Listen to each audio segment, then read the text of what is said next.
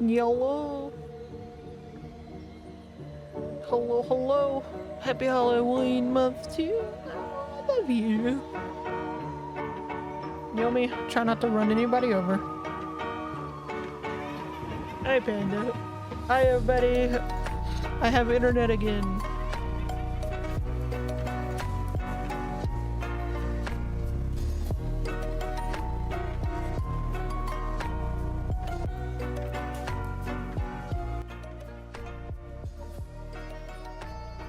There we go. Turn it down a little bit.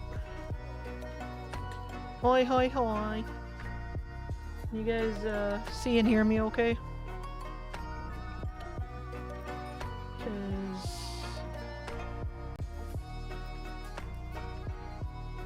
I don't know how well the internet's gonna be doing with the stream. This is the first stream I'll be doing with getting the internet back, so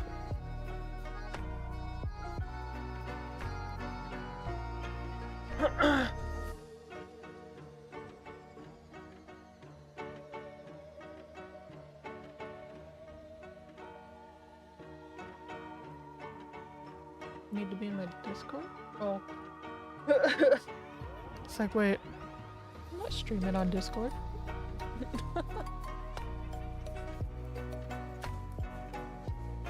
Oh. Gonna give it a couple more minutes, see if any more people will hop in.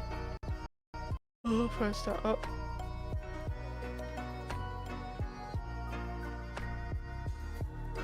Yeah, I think my internet's struggling right now.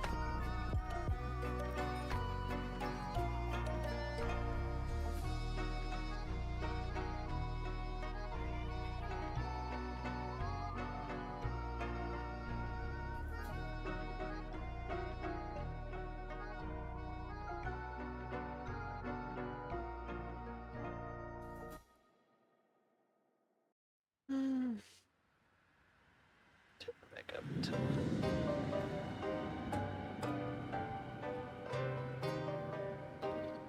Oh god.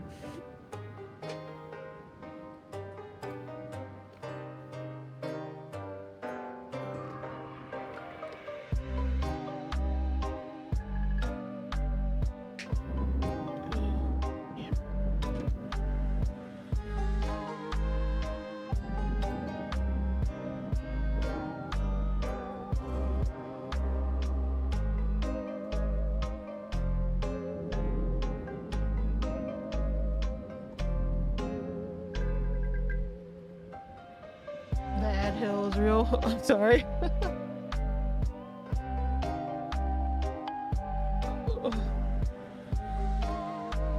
Yeah, honestly, Twitch needs to find a better way for not only them to make money, but also streamers. Because apparently not only are ads giving them pennies, but also us, the streamers, at the same time. Which is a little weird. Phoenix!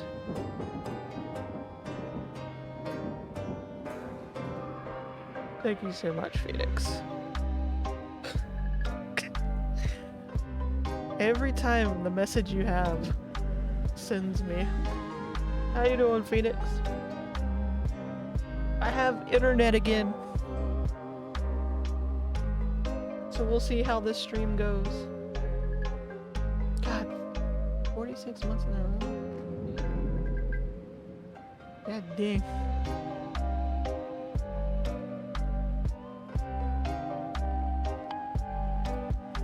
Hey, Arrow. Falling into... Oh no, not the Kingdom Hearts. Not the Kingdom Hearts rabbit hole of what the fuckery is happening. Hell.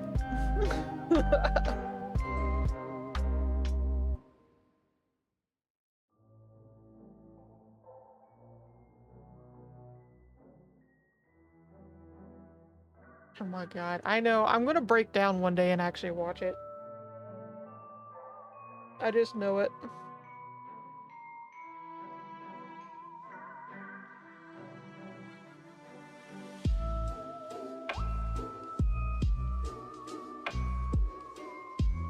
Yeah, we'll see how well this stream goes, by the way, because I'm already noticing it's like, it's a little suspicious. Yeah, we'll see how it goes, because I just got the internet back not too long ago. I didn't want to stream as soon as I got it back, because I was kind of worried it would just go away again. Because, let's see, fucking hell.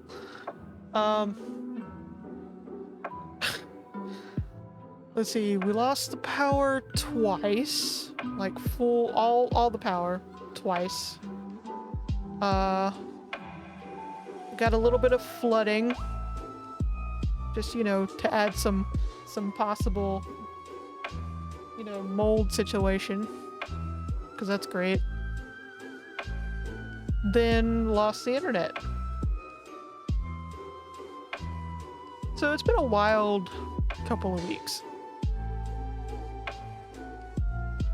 I'm just glad it wasn't life-threatening. Could have been worse, I know, but honestly, it was so aggravating.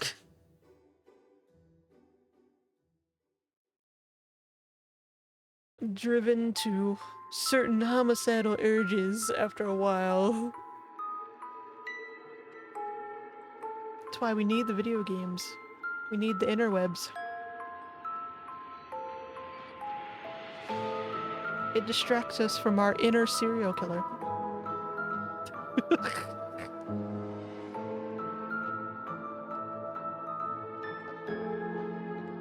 Oh, dude, you got hit with 4 ads? I gotta find a way, because every time I mess with the ads on Twitch, like, it resets the settings. And I don't know what the fuck to do.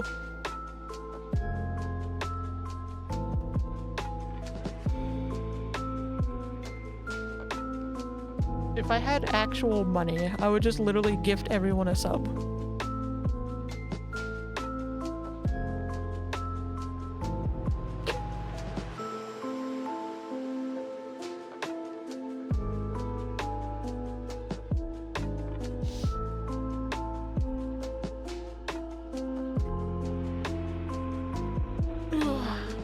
Yeah, Phoenix, I love that for you, because we had no warning. All we were told was, like, possible bad storms. Which, okay, yeah, makes sense. And that's basically it.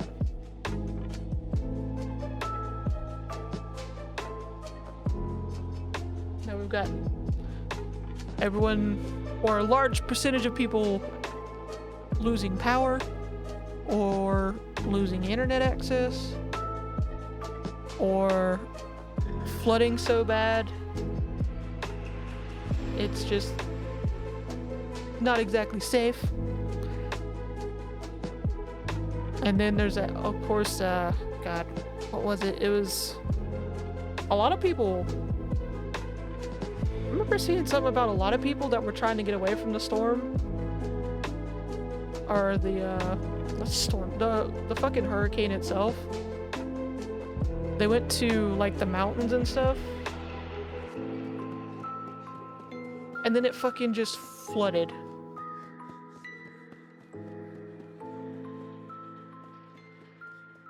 Like, some dam broke or something, and, like, a whole town fucking disappeared off the map. It's ridiculous.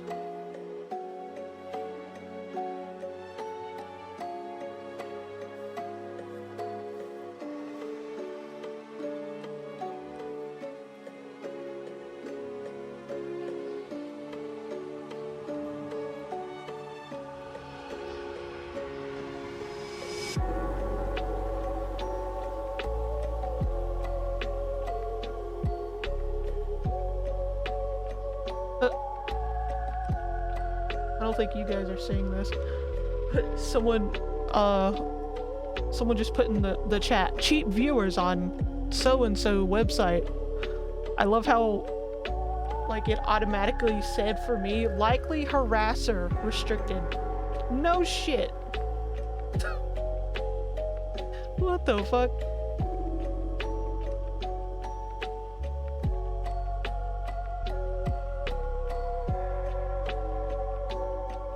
Yeah, we were kind of afraid trees were gonna come down around our place because we've had bad storms before where I think it was like 2 or 3 big ass trees have knocked over. One crushed one of our vehicles like right down the middle. Like it was completely totaled. It was like right down the middle. It was in a V shape. Then there was one time it hit the roof, broke parts of the roof. We had some leakage. Thankfully it didn't like, you know, full on go through, but then I think there was one that got really close but didn't really hit anything. So was a little bit worried it would repeat history again, but thankfully no. Just a little flooding. And of course the no power and no internet.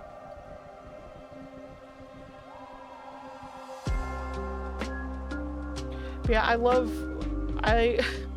has anyone been seeing the videos and posts about the people having to go into work?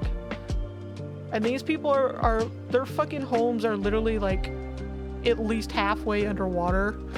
And they're having to go to like stores and jobs on fucking canoes and shit. What?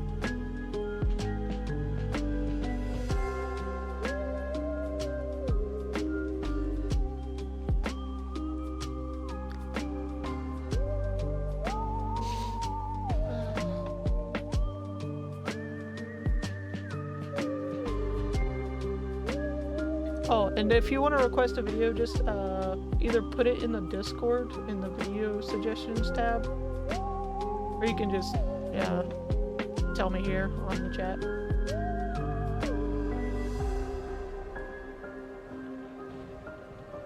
Because even though I wanted to start October off with like, you know, more spooky centered stuff, we gotta catch up with some videos that I wanted to watch after my birthday stream.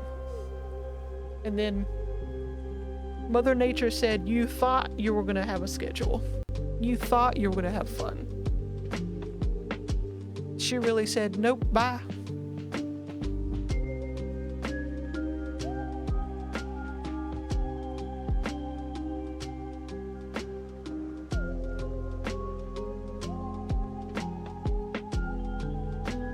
Oh yeah, but I remember hearing something about like the chemical plant thing. I don't know if that's the one I saw in Georgia or if it's just happening all over the place apparently. But I remember hearing something about chemicals in the air and shit getting all over the place.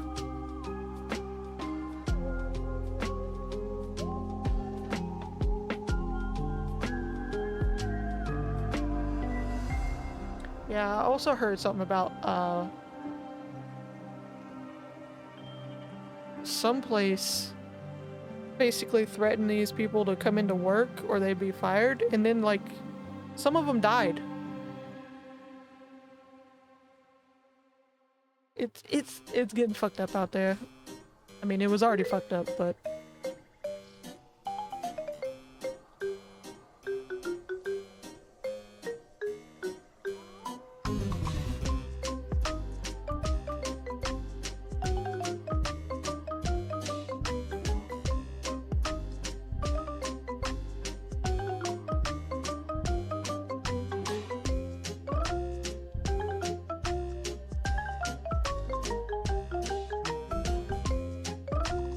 red smoke thing, that was the one. Might have been them. Oh my god. There's a fucking another one. I don't think you guys are seeing it. I don't think Twitch is letting you guys see it. There's another chatter. Best viewers on so-and-so website. Leave me alone.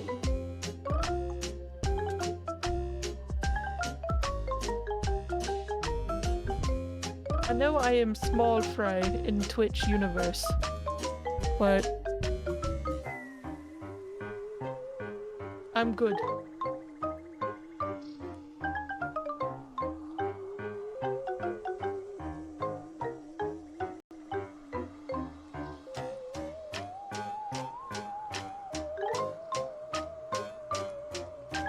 Got a video. Okay. Where's my Discord? How dare.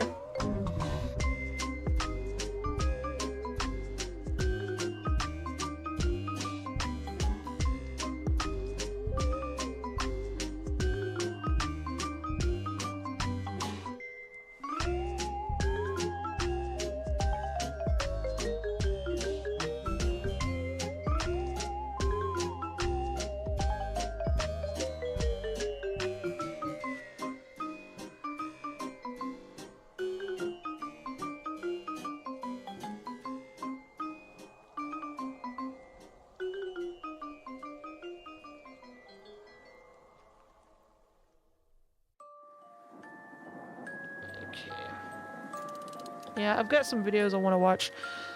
And I was gonna watch in September, but yeah, after we watch these videos tonight, I'm gonna start on the spooky, spoopy, poopy your diaper type videos I want to watch. Like I doubt all I'm gonna watch is like spooky stuff, but I'm gonna try to aim for at least close to like a horror genre or spoopy.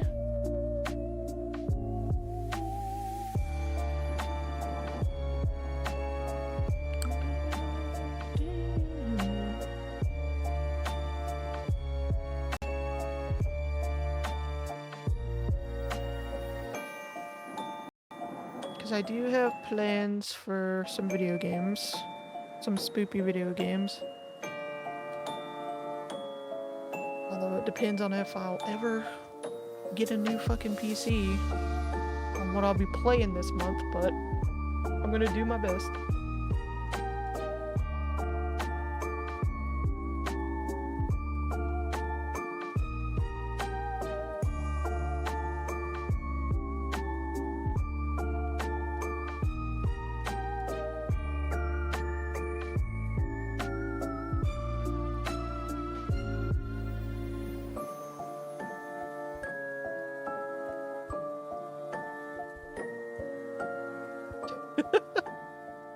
She just got ho.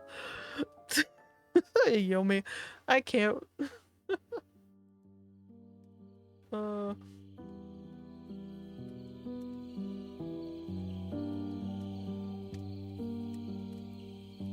my god. You guys. You guys. I just know I'm gonna watch that video in the fucking future. And I'm gonna make you all watch it with me. If I have to sit through it, you're all gonna have to sit through it.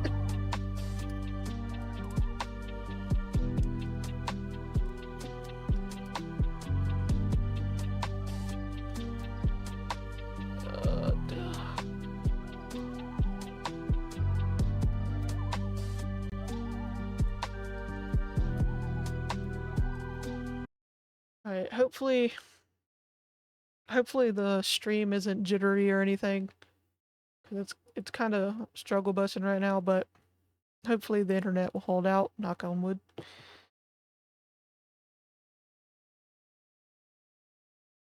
Alright, let's see.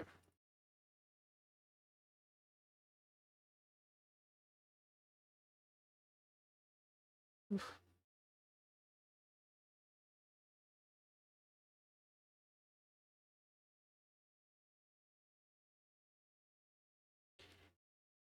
Alright, we're gonna start with a caddy video. This is not. I wanted to watch it earlier, preferably in September, but you know, no power, no internet. Fun times. So here we are now. We're gonna start us off with a caddy video. Another highly recommended caddy video. I think like this is one of the either the last one or one of the few ones that are considered new Caddy. And then I think after this, it's all old Caddy videos. I would have to double check, but yeah, beloved Pixar. Hi, Finger. We are going to watch The Pitiful World of Pixar Games. Let's go.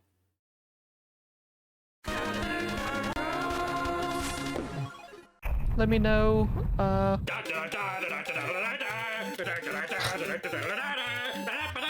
Oh, Caddy. Son? Why is there sun? What's going on? Ew, sunlight? Oh. What? Oh, God. But this isn't right. The bricks outside can't be gone. I mean, we just got married. And they took my wallet! You know what? I don't believe you're gone. I reckon you're still out there. And I think that's fine, once welcome everybody's on let in. their guard down, you'll pounce from your hiding place and crash down and flatten everybody. Oh damn, I forgot I'm one step ahead of you, Briggs. Yeah, you're not gonna catch me out, no way. Knockdown may be lifted, but I don't buy it for a second. Oh, you're gonna cover it. Let's take a look at some Pixar. Pixar is a digital animated movie studio that was directed by Pete Docter and John Misconduct, and since the mid-80s has not only produced groundbreaking work that would influence computer graphics and film for the rest of time, but has also crafted many a brilliant film at the same time. Some of my favorites being Toy Story 2, The Incredibles, Brave, Coco, and Ratatouille. Pixar is short for Pictures. But that doesn't mean that pictures are the only thing that they've attached their name to. Even as early as their first animated feature. Yeah, I haven't seen The Incredibles 2. I've only seen the first one. Also, I just want to say, again, we're going to watch some videos I was going to watch in September because October is Spoopy month. So if there's any video suggestions you have that are like at least horror themed or related somehow to Spoopy time, put it in the video suggestions on the Discord, or you can put it in the chat or wherever. But yeah, send me some vids you guys want me to watch. I have like a couple already in mind, but I need some suggestions. Toy Story, Pixar all of a sudden felt like a farm the size of a house and were ready to sear their brand onto every submissive cow that wanted to be milked, and one of those cows was video games. Yes, just like with DreamWorks Animation Studios, the very second that Pixar saw any ounce of success, which just so happened to be with their first ever movie, the video game tie-ins were sure to follow, ready to milk all of the kids. Actually, no, that sounds really bad. Yeah, don't milk wait, kids. no. Today I'm going to look at a load of them. A metric butt ton of them. I'm not even kidding. Look, I've got like 23 of these. Look, I'm drowning in Pixar games. I don't know what. To be honest, though, I have higher hopes for these games going into them than with DreamWorks. Not only because Pixar have a higher batting average of good films, but also a higher batting average of good games. At least from what I've played, anyway. In the distant past on this channel, I've taken a look at 3 Pixar games, and I thought they were all pretty great. A Bug's Life on PS1, despite what critics that probably don't wash say, I think is a great time. A stage-by-stage collectathon and enemy hunting game with decent visuals, decent controls, and incredible music. I mean, it's as good as one could expect from a game about sticky insects that stand in place and turn into an electric toothbrush. Even better. I can't tell if it's the video itself or my internet. Hold on. Might have to. Let me see if that'll help at all. Even better, at the end of the game, you get to chase down and stop Kevin Spacey from touching everyone inappropriately. How about Toy Story Racer? Another great PS1 game and one of the most underrated car races of all time, if you ask me. With some of the smartest and most unique track designs ever, mixing with bouncy controls that feel exactly like you're messing around with an RC car. And of course, there's my personal favorite, Toy Story 2, which is basically if Mario 64 was thrown into the Toy Story universe with ingenious open levels to explore, tight responsive controls, badass power-ups, tricky challenges, amazing music, and a rapid-fire super laser. I can't remember what it was called like beyond being a Toy Story game, but I remember playing a Toy Story game. 19 games, though, I've never touched before. I'm pretty sure it was on like the Super Nintendo. And while we're talking about Toy Story, why don't we start off with the first ever Pixar game that was ever released, which is nowadays infamous for the weird as hell graphics, the uncanny environments, and really weird blocky gameplay. Yeah, I'm going there. There's Toy Story on the Game Boy. Yes, remember this one? Toy Story 1? on the Game Boy? We can point and laugh at the SNES version all we want and mock the lack of silicon graphics computers. But I thought it would be way funnier to play the most primitive video game from Pixar at the time that it was released. Oh god.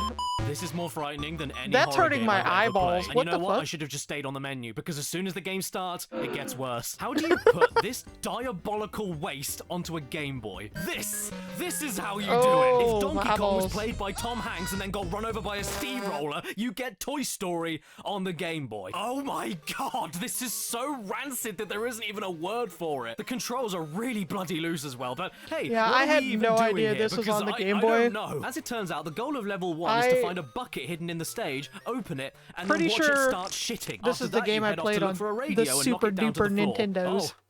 Oh. Hey. You okay there, Ham? This is one of the most mangled things That's I've honestly ever the only seen. one Why I didn't can they just remember. do their own art style instead of taking the entire SNES game's graphics and trying to squeeze it all into a creamy brick? Just look at this aggressive amount of green. It's hurting my eyes. Do we need to call child services? Does Andy live in mold? These controls, I can't even begin to explain them. They're just completely... Ah! What? That's it? The level's over? Woody, are you okay? Do I need to call an ambulance? Anyway, the sorry, pixels the are controls. literally I know you can't feel the searing controls into watching my this eyeballs. video, but I'm sure you can get the correct idea by just looking at this footage. This isn't Toy Story, it's Alien. Not just because of the green and black everywhere, but because we float around so much we must be in space. And no one can hear you scream. Just you try and do anything in this game. Just you try. Swinging by a grapple? Nope. Yeah, I'm Jumping pretty sure I upwards through played this on the platforms? Nope. SNES. Timing your jumps to pump a balloon at the right time to launch moving toys into a box? Nope. And can I just ask, I have to admit, I call it Super Nintendo because every time I say SNES, I feel like I'm about to sneeze. Like, I feel like... Does that make any sense? Probably not, but just to clarify. I just had to get that out there. what is it with this game and excrement? Rex, you look like a gnarled up turd, and I'm really not a fan of your running animation. In fact, all of the animations in this game are buggered. What's going on here? Why is Buzz swimming in midair, and why is he splayed and waiting suggestively for me on the bed? Wait a minute, Is it because whoa. I'm Woody? These levels go on forever, man. Look at this. How ridiculous is this? How big is Andy's room? Does he live in one giant corridor? What kind of kid is Andy anyway? Why does he have 1 million copies of the board game Drafts? And why is he obsessed with this single book called The Fish Man? Well, whatever kind of kid he is, Also, he's the why same is kind of his kid who room thinks the a alphabet goes, green why, screen? Why? Oh, by the way, did any of you guys ever see the posters for the SNES and Genesis versions of Toy Story? Well, if you thought the Game Boy version was horrifying enough, then I don't think you'll be able to cope with some of these posters from back in the day. Play the game. Okay, I'm sorry, Daddy. Well, that was horrible, wasn't it? So I suppose it's time for us to move on to the next game I'm going to be looking at. It's another Toy Story game at least, so maybe it'll be a lot better. Well, we'll see. Get ready, everybody, for Toy Story on the Zizzle. On the what? Yeah, the Zizzle. What the You don't fuck? remember the Zizzle? It's a classic. No, it's not an overweight calculator. It's a video game system. The fuck And is my a God, Zizzle? is it a video game system? First off, it's called a Zizzle. That's not a game console. That's That's too what many a sausage Z's. does in a frying pan. Secondly, who designed this plastic shell? And thirdly, where is the demon that they summoned after they designed it? Buzz looks like a burn victim, and Woody looks like he just survived Chernobyl. And this would be bad enough. But then you turn them around and look at them from the side.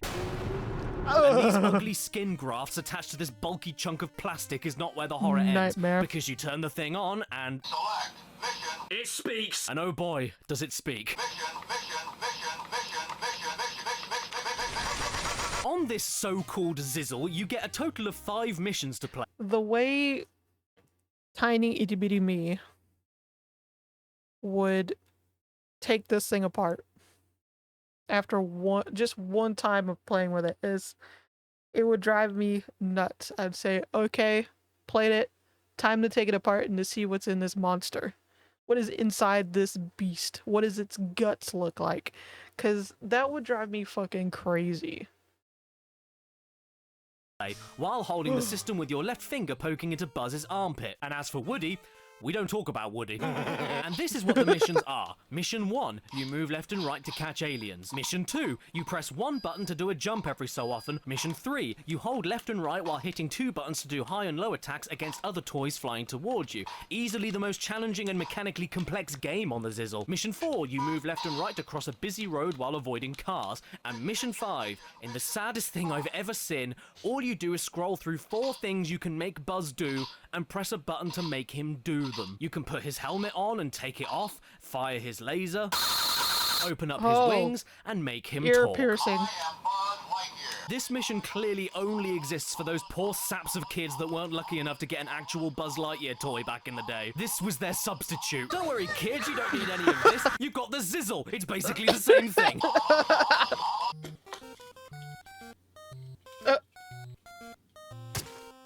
Yeah. Valid.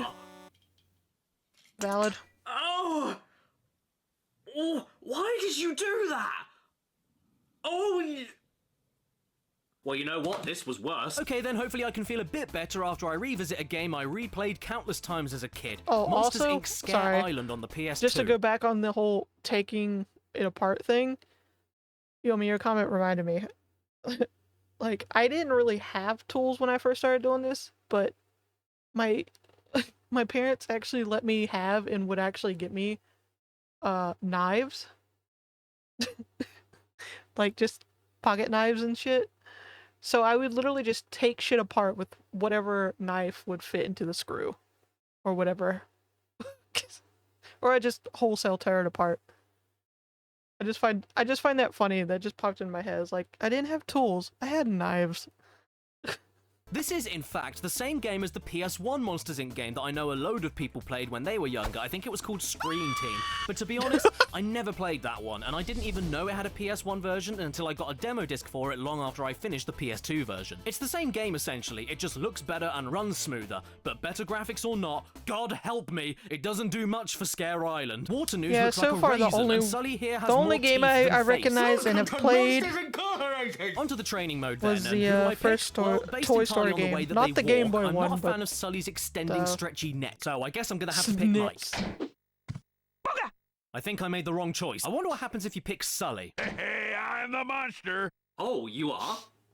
I didn't notice. This training mode sucks, no other word for it. I get that it's a tutorial to ease younger players into the game, but this goes on for way too long since each room of the stage goes over every individual move you have. There's a room for jumping and a separate room for double jumping. That's how redundant this whole thing is. And in every single room, you get to listen to Roz talk at you, and after a while, she starts to sound like a massive sneeze. So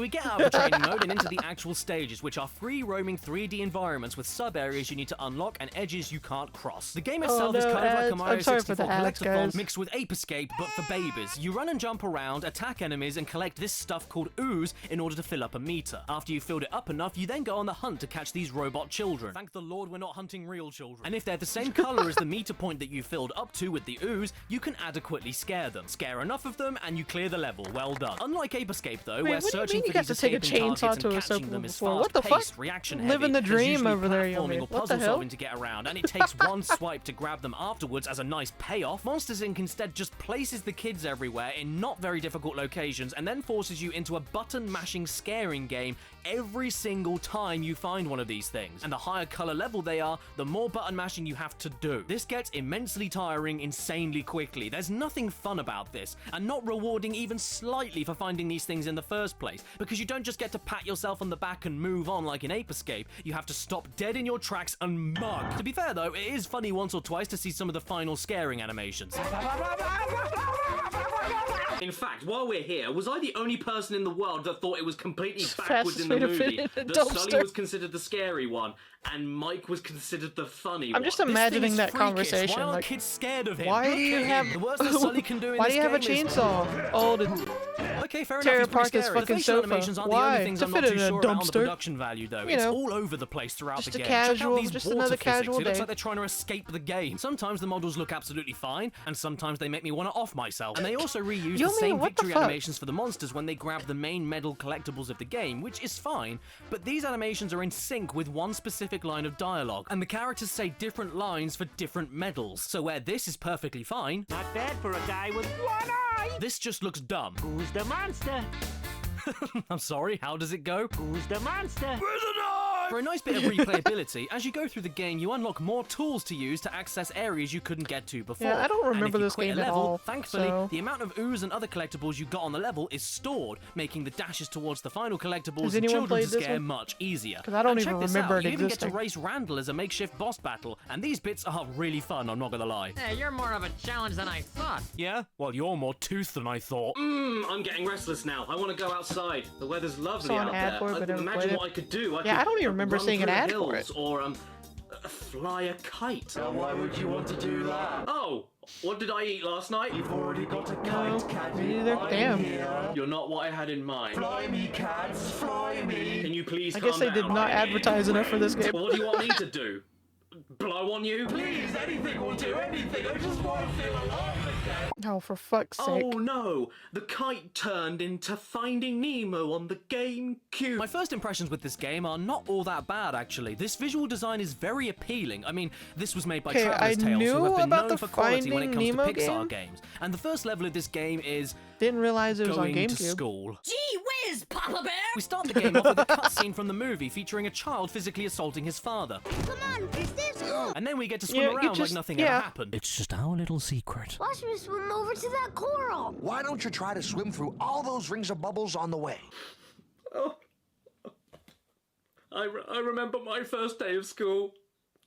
And my dad asking me that. We get to see the two main types of gameplay Finding here. Nemo game is Side-scrolling linear fine. segments with a few side paths to explore, Couple of and dots in on-rail between swimming there. segments with obstacles to avoid. We aren't given much time in these parts, though, before we're introduced to some more characters. Hi, I'm Tad. I'm obnoxious. Hey there, Nemo. Nice to meet you. I'm a twat. This game takes you through the events of the movie in a style very similar to the underwater segments Yeah, from Crash it's like- 3. In fact, Finding Nemo It's like I probably won't recognize a lot of the games based off of like movies and TV shows, but for a while there, it seemed like every movie, every other TV show, there was a 90% chance that there was going to be a video game about it, either based off of the movie / TV show, or they would try to make it unique, but would always fail because they only had like 5 minutes to make the game. But yeah, there was like a section of time where it's like, if there was a movie / TV show, 90% chance there's a video game about it. So it's like, it's not that surprising if I can't remember even seeing an ad for one, because they were fucking everywhere. They were literally shitting them out nonstop. in this sense reminds me a lot of the Shark Tale game, except it doesn't make me want to kick my dog. Luckily, this is 10 times better in terms of controls and mechanics, and Finding Nemo doesn't try to do a million different gameplay styles at once, making it more focused, easier to understand, and way more enjoyable. The presentation, though, is the best bit. There's all these neat attentions to detail, like being able to dive out of the surface of the water, which serves no purpose whatsoever, but you can just do it if you want to. And the character animations in general are pretty Yeah, great, I especially when know you're performing a the certain Finding move, Nemo although game I don't like it existed. when I Marlin just tries don't to kiss remember me. I'm not a fan how of that. I knew it existed. These good visuals, though, come at a cost. A high cost at that. Like, £15. This is one of the worst performing games I think I've ever seen, and I've played Shrek Extra Large.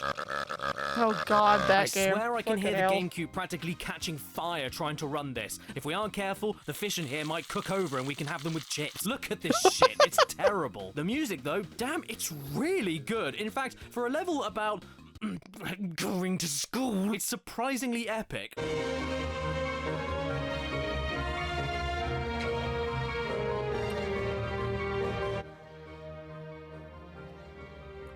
This almost makes me want to learn.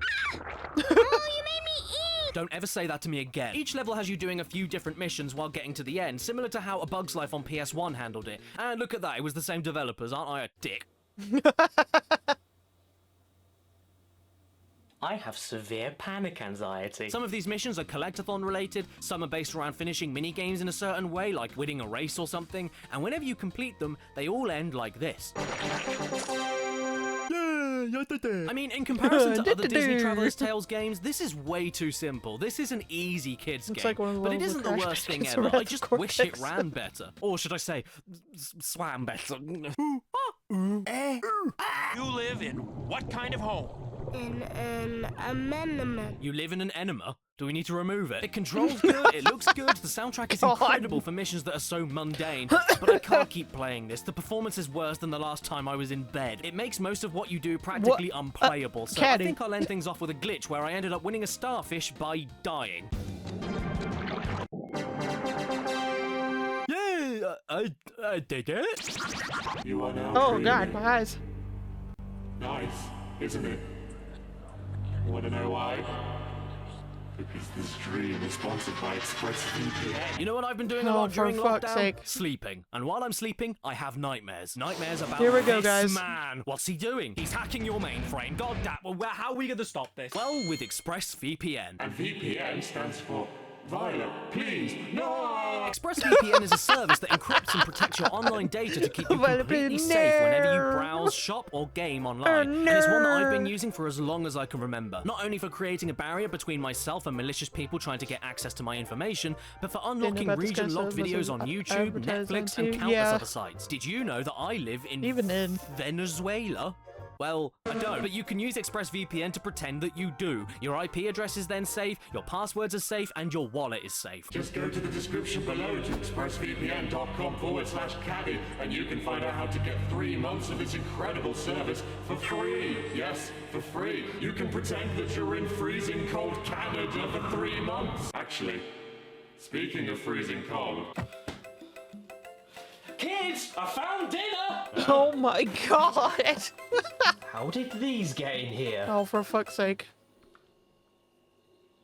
This here is The Incredibles on the Xbox and Game Boy Advance. 2 more games from my childhood, both of which were published by Thick, and games which I poured hours into. I was obsessed with them. In fact, I was also obsessed with the movie. I was 10 years old when it came out, and as a huge fan of Spider-Man, I hadn't seen a relatable superhero story told like this before. It captivated me. You remember Buddy? Yeah, that was me, but with a movie.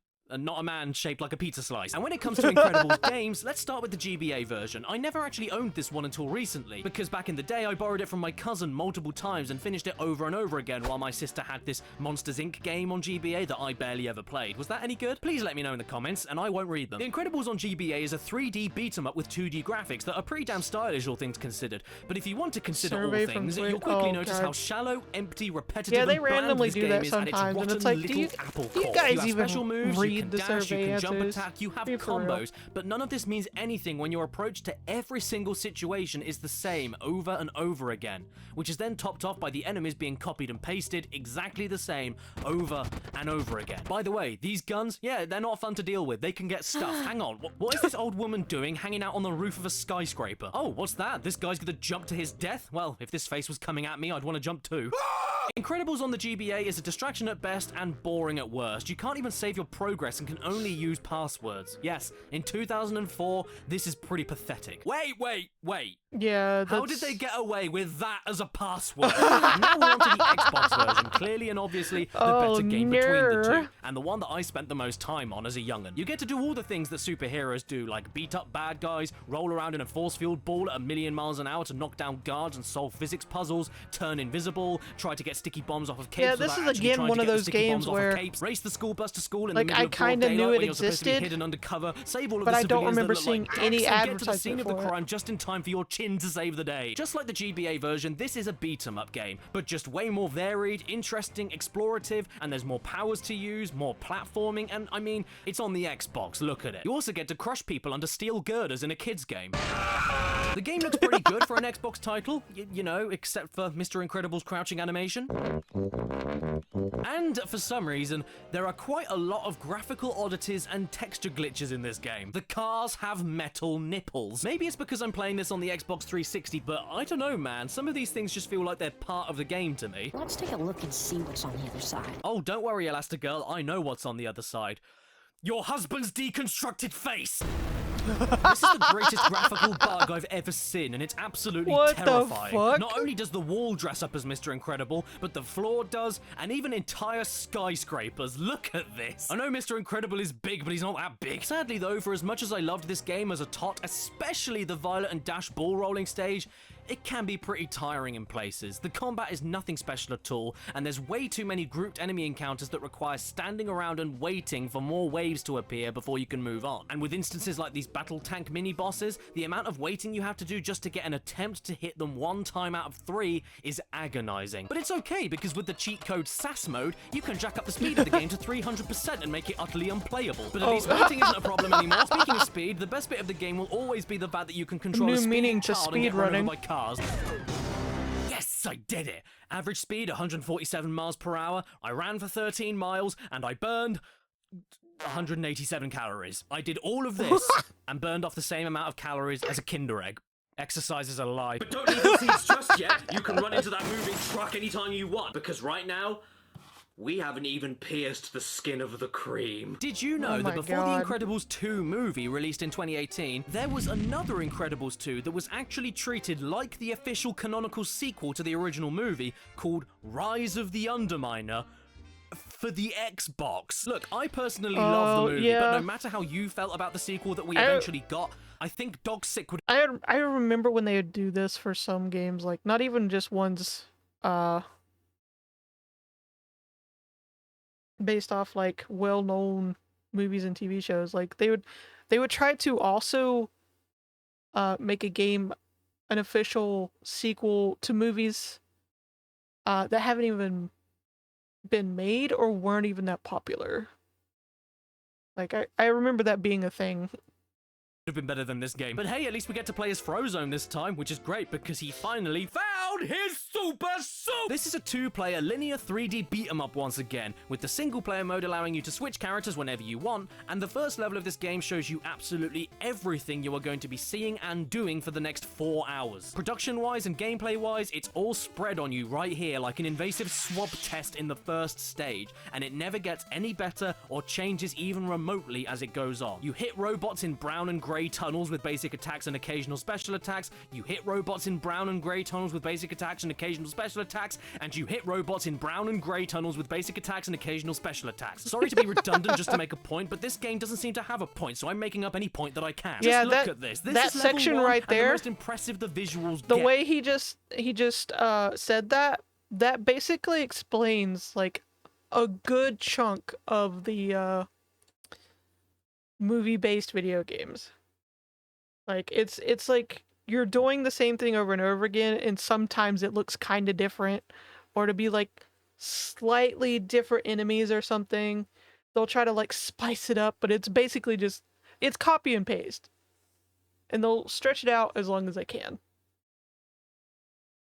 And even then, it still completely ignores the laws of sound. It's raining boulders. Keep moving. You know what I'm gonna do? I'm gonna apologize to Crash of the Titans. I'm sorry. I thought that you were the most mind-numbing and tedious button masher I've ever played. But this is a stain in the pants of God! Sure, the basics of the game are the same as the first Incredibles, running, jumping, and attacking, but in comparison, this is soul-destroying. Unlike the first game, you can't explore around these areas. There's no branching paths, you're outright punished for thinking outside of the box, and the upgrades you can buy with XP points just end up making the same 4 moves you already do hit a little bit harder. Yomi, I'm not even surprised. Like robots? Do you like these robots? Well, I hope you do, because they are everywhere from the start all the way to the end, shamelessly copied and pasted all over the place, and strategies to fighting them amount to hitting them very quickly. That's such a Yomi thing to do. Waiting for them. Oh, it was a shit game, but it had robots in it, so I 100%ed it. I got so bored of this game that I actually ended up using cheat codes to unlock every level just to see if things improve later on. And no, they don't. Believe it or not, I'm not showing you the same level over and over again. Aside from like one ice level, every single stage is you fighting robots in a brown hole. Yeah, I'm gonna put this game in my brown hole. The Incredibles Rise of the Underminer. Why the hell is this game even called that? The Underminer never goes above the ground. He doesn't rise in this game. This should have been called the Incredibles Compost. At least the first game, for as flawed as it is, allows you to discover secrets, do more platforming, solve puzzles, controls control multiple characters with different playstyles, and lets you smash up enemies. This is just running and punching over and over again. And if that wasn't enough, these robot villains that talk to you are some of the worst I've ever seen. Focus all these forces to reverse the poles and flip the whole planet. I was ordered to make 100 giant Gilgabots. The skies will be filled with dirt, and the sun will become a distant memory. Oh, sorry, I didn't realize you were talking. I was busy watching paint dry. By the way, why does your helmet have a hairy egg in it? Who cares? Because now we have an Xbox 360 game based on a movie where 2 female cars flash their headlights. Rated E for wet. Make your friends eat your dust. Oh boy, I've always wanted to do that. Yeah, these are the Pixar games on the robot girl from Portal. On my 12th birthday, I actually got Cars the video game on the PSP, and honestly, I remember liking it. Problem is though, this is not a port of the Xbox 360 version, so I'm going to keep my expectations pretty low. Contains no sex. Aww. We start the game off with a dream sequence where we have to do a race, because this is called Cars, and that is what cars do. They can't play chess. And the racing mechanics here are... they aren't the worst I've ever played, but I don't think I can call them good either. I mean, check out this power slide. Yes, that was me holding the slide button and steering at the same time. It's absolutely useless. Here is what power sliding is good for. Do you want to turn? Or do you want to turn? We finish off the dream and get an amazing idea to start up our own local Grand Prix because we're bored. He wants you to meet him out at Willie's Butte later? Excuse me, I am not going near anyone's Willie's Butte. The real game starts off and Mac is staring right up the back end of Lightning McQueen. Hey, Heidi-o, buddy-o. Oh no. I think he likes my Willie's Butte. Okay, apparently there's a hub world in this game. I wasn't expecting that at all. What the hell am I supposed to be doing in here?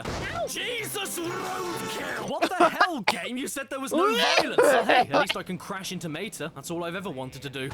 This overworld system is downright bad. Okay. Check it. You need to drive around to find your next race, and if you want bonus points for some reason, you can collect these things here.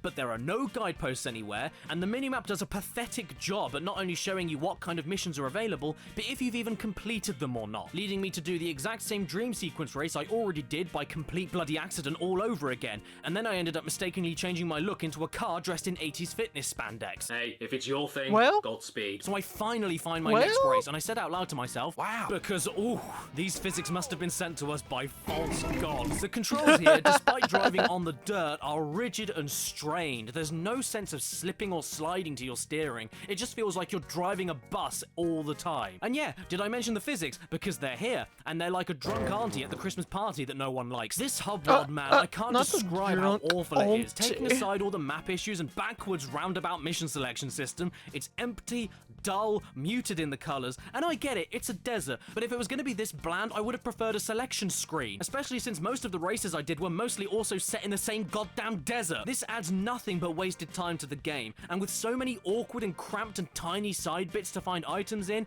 that's where you're really gonna feel the controls struggle. Does it look like I'm having fun here? Look at the turning circle. I'm braking here too. Am I a race car or a satellite? Oh my goodness, hello. And then if you go into first person mode, you're able to turn the game into Resident Evil 7. This is uncanny and quite scary, especially when you crash. You liked it? Well, I mean, as long as you enjoyed it. Video game. You told me there was nothing provocative in there. Oh What's with all of this my bare chest? goodness. You know what? The only single time I think the controls didn't suck was in this tractor tipping minigame where Major is controlled entirely with the analog stick. And it makes you wonder, how does this rusty tub of crap move this responsively, and yet the car whose job it is to drive around in circles can barely turn left? Oh god, what's this? A power slide tutorial mission. Thank the Lord. Am I doing something wrong here? Please teach me. No, the game is just a stupid floppy, so I hope you don't mind, but I'm gonna leave right now before I go mad and kill someone. Yeah, did you know that Up had a video game tie-in? I didn't, and they made a version of it for the nut you can play with outside. And the game was made by... killing me once again. Arse Bozo Studio. Okay, so it's asking me for a name for my save file, but there's only so much I can put here because there's a 3-letter limit, so, I don't know, my name is... Yum. We start the game off with some FMV sequences that don't look too bad. I reckon this could trick kids into thinking this was from the movie. But then we see Russell walking into the room like an upright vacuum cleaner, and I'm immediately concerned. And as far as Carl goes, phew, he looks pretty bad. He definitely doesn't look like he does in the movie. He's a proper gilf there. Not but then a again, gilf. I don't think I'd want to do that anyway. So, He's a g. Okay, somebody explain this to me. How does this guy, an ancient breathing pensioner, jump around like he's on a trampoline, climb up the sides of cliffs, and Indiana Jones his way across vines, yet he walks around like a crooked spider hungry for a dead bird? So yeah, ever wanted to play a game where you're an old man? Then Up on the PSP is the game for you. And to be fair, it is pretty accurate. If you wanted a cynical old fart simulator, you can play little competitive games with your kid and not let them win. How is this not enticing? What's that? You want to collect all the bugs? I can smash them faster! And that's not all. You can ignore them as they cry for your help, run away from them as fast as possible so they can't keep up, and even push them into a load of spiky, jagged rocks. When you aren't doing that, you're playing the most basic partner-based puzzle platformer of all time that barely requires any thought. Carl? Are you okay there, Carl? As for the mechanics and controls, well, they don't even work half of the time. Like here, I get captured by this trap, get told to spam X in order to escape, but it never ever works, and I end up losing health and resetting the puzzle every single time. Yeah, I don't remember this game existing at all. Is painfully I don't remember seeing anything about it. Sleep-inducing. I know this is only stage 1, but this is a flat-out depressing-looking game. And when you start solving the— Hang on a second, Russell! How did you do that? We've got old men doing trapeze gymnastics and a small child who can throw adults over their shoulders. Am I playing Up or the Avengers? Don't get your hopes up, kid. That rotten wood is never going to be a canoe. Which is why I'm going to use it as a canoe right now. Jeez, my God, when did this game turn into a government warning about steroid abuse? How is Carl doing this? This is ridiculous. I can practically hear his spine mangling. You tap X over and over again to move forward and try to fit through tiny gaps with water physics stopping you and crocodiles in the way. Yeah, I'm done. This game is way too dull for me, so I'm stopping. Sorry, Up. You made me feel down. Oh, God. Ah, shut up. It was a better joke than naming your movie after a pun. Ratatouille. You get it? 'Cause he We start the game off and we have the worst loading screen I've ever seen. It's nothing but a static chef's hat that doesn't do anything. Come on now. It moved. Need to wash up before I handle the food. So I begin the game running around on all fours with my hands, jumping about, getting a feel for my surroundings, and then... Oh dear. You can't touch the milk. Oh my God, what's this?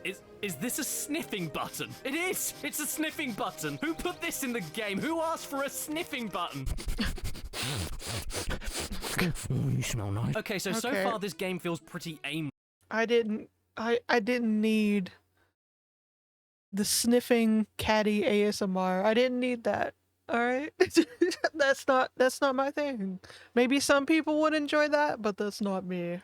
No. I'm not exactly sure what I'm supposed to be doing. Just everyone starts sniffing into their mic for ASMR. Awesome. Oh, wow. What a great reward. Death. I don't know. Is this the way I'm supposed to go? Ah, look at that. I got an achievement for jumping on a stump. You're one of those games, aren't you? So now it's time for me to tailspin these cans away. Okie dokie. The sound design isn't the only problem I have with the presentation, though. What is going on with the floor here? It looks like the floor textures load as Remy runs towards them. Is this texture pop-in that follows your feet? I've got to carry on, though, so let's just do that. I'm being shown how to carry and place items now. That's pretty neat. The peppers explode. Where the hell am I? What kind of illegal weapon smuggling is this woman up to? Why do her slippers look like Christmas ham? And why does Remy look like Oliver Twist? Please, sir, I want some more. More? What do you think that jumping on jets of water sounds like?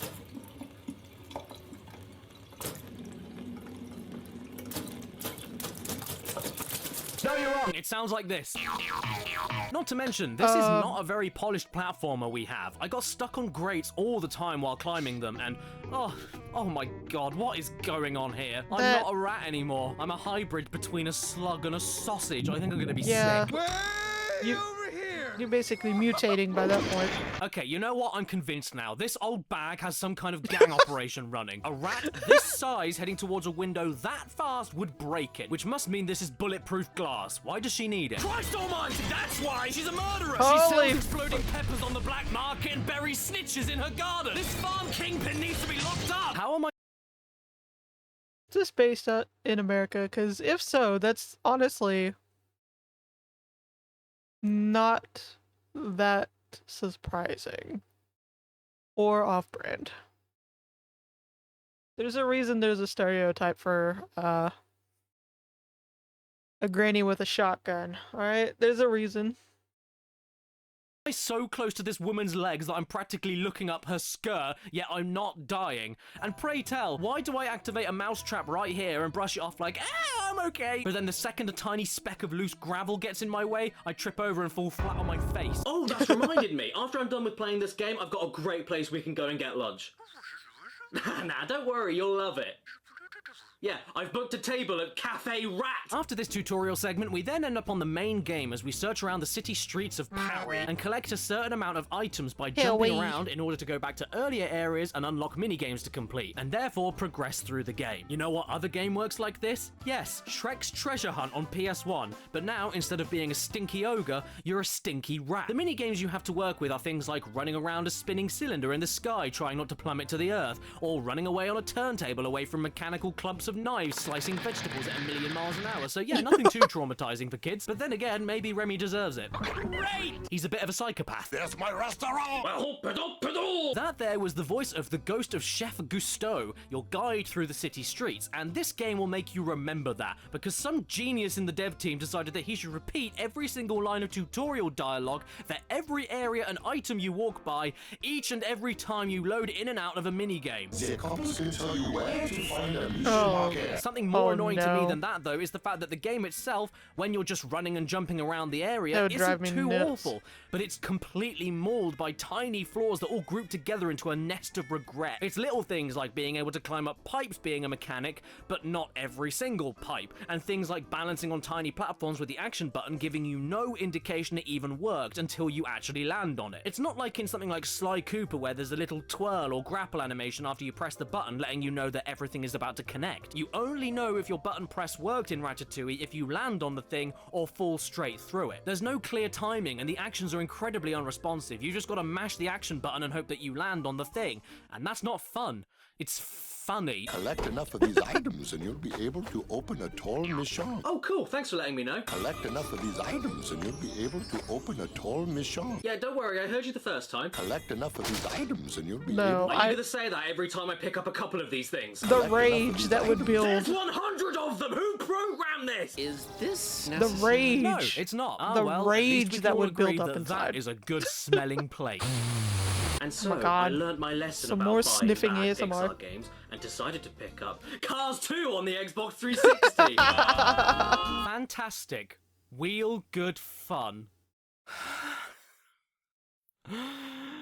Where's my gun? The intro cutscene for Cars 2 shows us a rip-roaring chase sequence that's a funny, fun time for the whole family, and it ends with a cute little crash where a group of cars pile on top of each other and explode. Cars 2 begins with literal car genocide. They have thoughts and feelings, they have souls, and they are dead now. Their eyes are part of the tunnel. Cars is pretty messed up, isn't it? I mean, how much further do you think they'll go? Oh, hey kids, I'm Lightning McQueen and I'm on your willy. I was gonna pick Luigi for my playthrough here, seeing as for some reason he's faster than most of the other literal professional racing cars and yet looks like an old shoe. In the end though, I went with Lightning because I think he'll kill me if I don't. Once the game itself begins though, I'll be damned, it's actually alright. In fact, dare I say, this is a good racing game for kids and even for adults. No joke, I was totally ready to go into this and give it the mouth of Owen Wilson. Oh, that basic law, wow. But I just can't bring myself to. This is a good game. It's not even vaguely the same as Cars 1 in terms of racing mechanics. This feels way more fleshed out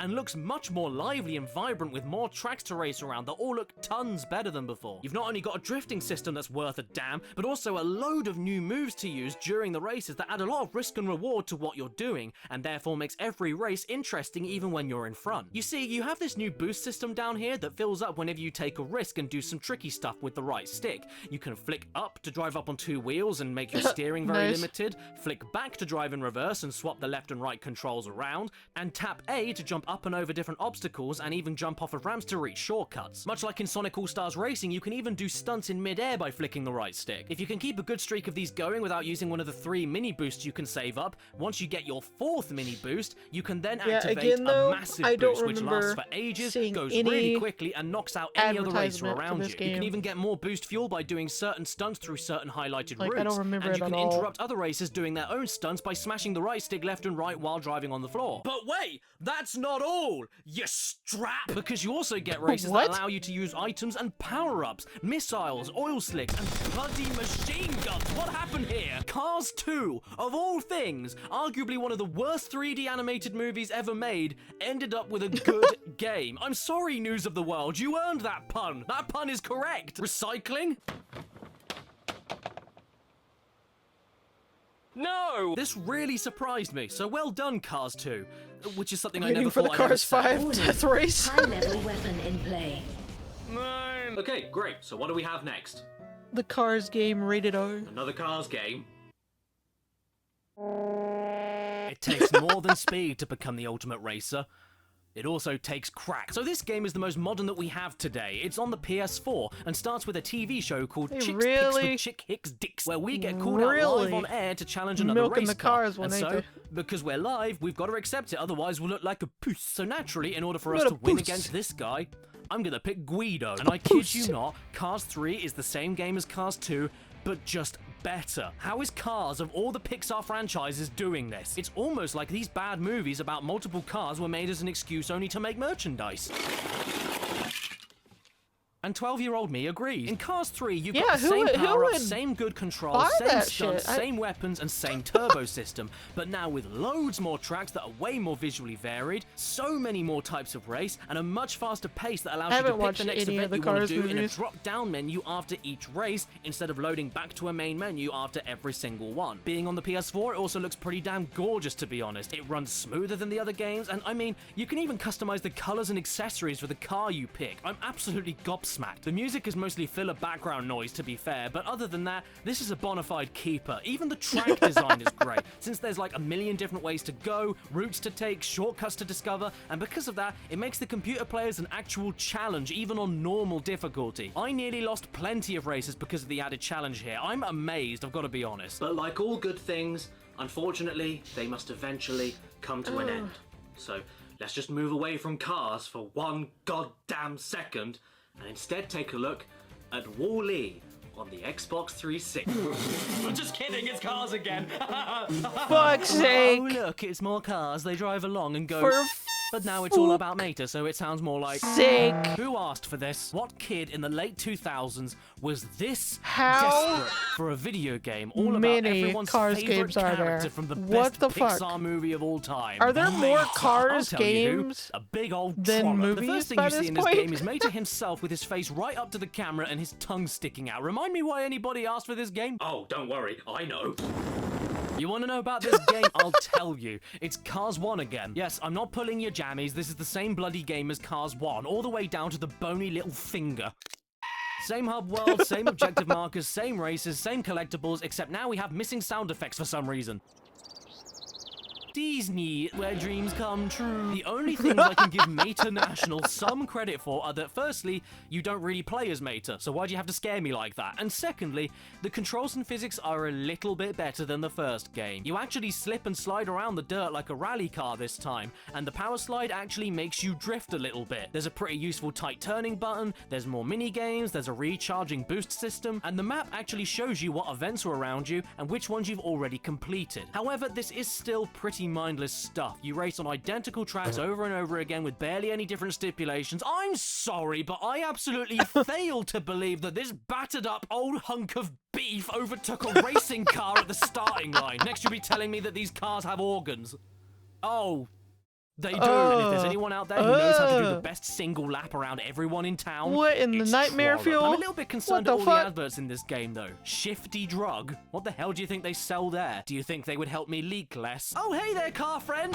Okay, yeah, I think I'm just about done here. I'm gonna move on to the next game. Oh my god, I'm a monster truck! This is horrifying! What madman put this in the game? Okay, in all seriousness, we're done now.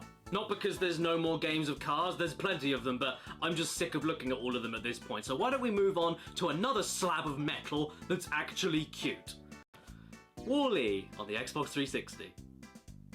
Well, yeah, it's supposed to be Wall-E, but the holographic sleeve on this thing is completely bald. Just look at this, though. It's like sib. Wall-E exists everywhere and I appreciate at it. the same time. Anyway, we start the game off with a lovely little cutscene, and then I got an achievement already for watching a cutscene. I haven't done anything yet. Are you That has got alright? to be one of the most pitiful participation How are achievements you of doing? all time. And I got one Jesus. for pressing the left trigger in B-movie. Oh no, watch out. Rex. What are you doing here? You're in the wrong game. Did you try and escape the zizzle? So far, this is looking like a pretty substandard platformer, huzzah. But at least I can say that the controls are stupidly fun here. Not only can you roll up into a cube every time you jump and then hold the jump button to stay in cube anything form, about the game. which is a brilliant way to get around, especially downhill, and feels very, very fun to pull off. But you can also carry things and throw them with very snappy controls, and you get to carry 3 things at once. Oh. Jesus Thank you again Christ, for the resub. Wall, did you destroy the Earth? Was this your fault? What we have here, at least from what I played, was a linear puzzle and physics platforming game. And to be fair, it's pretty damn fun for a kid's game. Not only because the puzzles are pretty fun, but because Wall-E is an adorable little nugget to control around. I have to mention this roll again. I can't describe how zippy and smooth this is to pull off. But that's not all we have. The platforming isn't too bad either, and there's a nice balance between exploration to find batteries and puzzle solving with grabbing the correct kind of object and throwing it into the correct place to make things happen at the correct time. Only problem is, yeah, the camera is not very good at all. Oh, stop looking at me like that. Where's Wally? It's your game that we're playing. Oh God, I've angered him. No, I'm sorry, Wally. Please don't look at me like that. Don't give me another chance. Disassemble. I do kind of like the visuals here, though. It captures that sheer desolation and sprawling urban jungle atmosphere perfectly, even to the point of the dystopian nightmare consumerist pristine spaceship aesthetic being nailed later on. And if you like the movie, the amount of Easter eggs and details are off the chain. I loved seeing the broken road signs named after the evil corporation By and Large, and when the autosave came up and told me that it was sponsored by By and Large, I giggled a bit. You even get to play as Eve in her own unique sections sometimes. You've got on-rails tunnel flying while you blow things up with lasers, and open-world flying scavenger hunts. And much like with Willy, these bits control great as well. Just look at how responsive the controls are, even on a slippy surface. Wherever you point the stick, you turn. No delay, no slow turning, the weight feels right, I can do donuts, and it's these controls alone that make the whole game pretty damn good to play. My favorite bit though was here on the loading screen, where it was moving along quite nicely, and then froze for a second, so then when it came back to life, it had to quickly catch up with itself, like, whoop! Good day, sir. I'm Michael Factory, and I'm here to sell you a door. I have a door. You knocked on it. Oh, yeah. Have a DS game instead. Oh, God. Puppy in the background! Puppy! Ratatouille! Yes, everyone, the game based on the movie plus the dump truckload of ports wasn't enough for the sweet little rodent. He also felt like he needed an exclusive side game for the Nintendo DS. Oh no, no. Is the whole game gonna look like this? Yes. Yes, it is. This is just horrendous. This looks like shovelware, not a Disney Pixar branded game. This is worse than a Ratatouille toddler's coloring book. That looks like something someone with way too much free time online is like studying game development or something and made this with whatever free software they could find to make it, and it was one of those just those free games you can play in your own fucking browser at any time. This looks bad. Like, come on, Pixar, we know you got the money. It definitely didn't go in this game. All of the characters' noses look like sacks. In fact, I was so distracted by the ugliness of this thing that I actually have no idea what's going on. I clicked on a new game file, I get given a loading screen, and then there's a mini game. No backstory, no instructions. What am I doing? Yeah, movie tie-in games ingredients together to make a are good either soup, horrendous. Remy is giving me the ingredients himself. Why can't he just wait for all the same ingredients to come up and then give them to me all at once? Who cares? I figured it out at least, and I think I'm doing pretty well. I can't even think any off the top of my head where. Okay, so after restarting the entire game to see if I missed something, it turns out that this itsy bitsy teeny weeny, not obviously at all-y question marky was the only way to figure out the basics of each minigame you'll be doing here, so thanks for making it skippable. Can you just put the instructions up here? It turns out that after you make a lump of dump, you just tap the screen to grab it with your fork, so that's good. On to the next minigame immediately. What? No bridge? No story? No main game? No, this is a mini-game set that is only a mini-game set. We're now slicing things with the stylus. Yeah, this is just so bad. That's it. And then we're Because cooking let's things not without pretend moving this any is of the cookware. I'm this sorry, is what is the- this game? Why the is it best a game? What's the point of anything that I'm looking doing? you could have For on the 2 DS. screens I mean, and come on, touchscreen it's the capability, DS. This is one of the most restrictive and shallow games I've ever played. There's You could- nothing you here. could have done You just better. jump from minigame to minigame with no scoring system, no linking segments, no rewards. You just touch things a few times while staring at this thing that looks like Thomas the Rat Engine. I mean, cooking games on DS go together like bread and butter, right? It's touchscreen. It couldn't possibly be that difficult to make an engaging game, could it? Cooking Mama did this pretty well. Hell, there's even more complexity, variety, and content on the Mario 64 DS minigames, and they weren't even the standalone game. Peppa Pig on the DS offers you more than this. Peppa pricking Pig. So all I've got to say to you, game, is rat-a-tat-tat-tat-tat-tat-tat. Hey, are you feeling brave? No. Well, that's good because I have a rifle. So by playing this game, I must ask, am I brave or stupid? Well, I can tell you one thing at least. I've seen this bloody lamp bouncing on this bloody letter so many times now that I want it to fall through the floor. Brave is a linear platforming beat-em-up game that... Ah!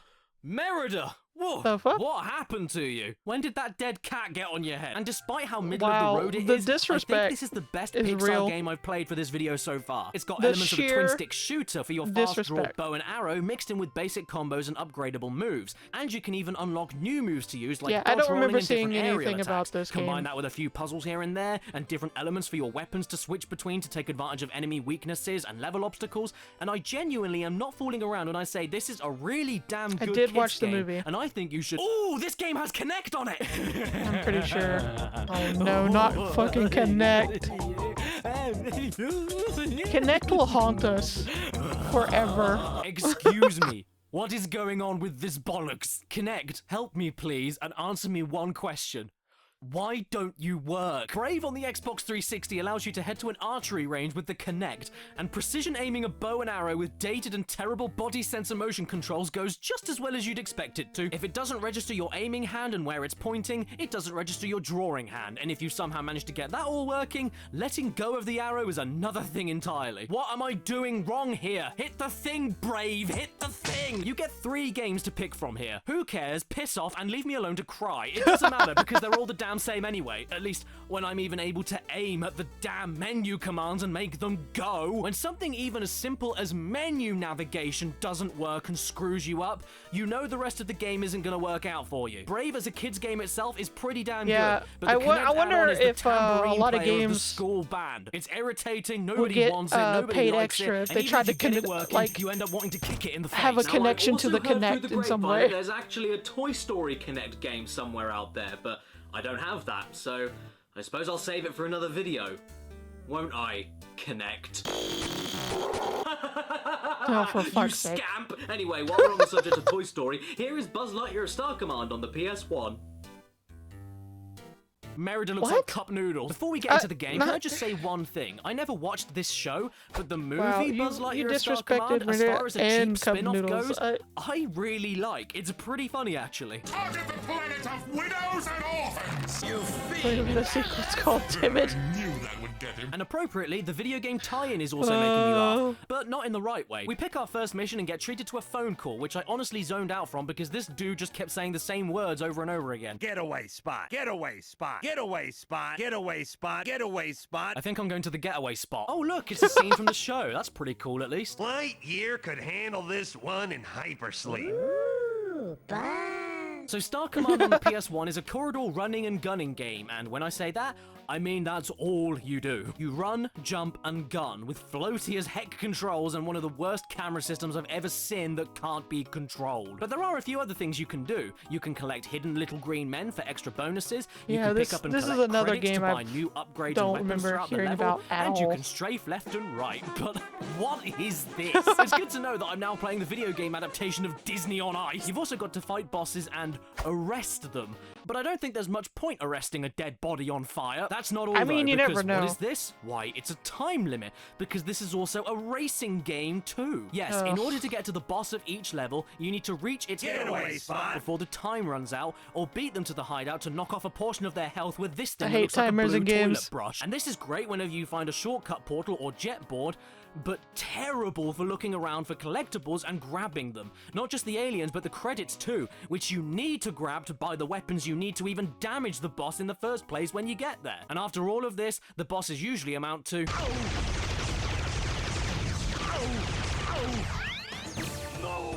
Absolutely brilliant. These two styles of gameplay are at odds with each other constantly in Star Command. You need to find the hidden things and collect enough credits to get extra medals in order to progress, but you also need to do that while not running out of time, meaning potentially rushing by basically everything, and you haven't really got a chance to let the game itself or its level design sink in, so if you have to retry it, you don't really remember where the best places to go are, where the best weapons are, where the collectibles are. It's just really messy. It's not awful, but I wouldn't exactly describe it as fun, and it's not that difficult, more just irritating. Not helped at all by the total lack of camera control and no weapon lock-on. What? Even when the levels do get a little bit more interesting, like on Planet Flambe, it doesn't give you breathing room to search around it or discover more interesting platforming or secrets, because otherwise you'll game over from being too far behind. Check out level 3 here, where I'm supposed to hit all of these bombs or else they'll detonate and destroy the whole level, but I'm given a jet board really early on because of how fast this joker is. So I ended up missing one of the bombs in the level as I was heading for a shortcut, which I thought I was supposed to do,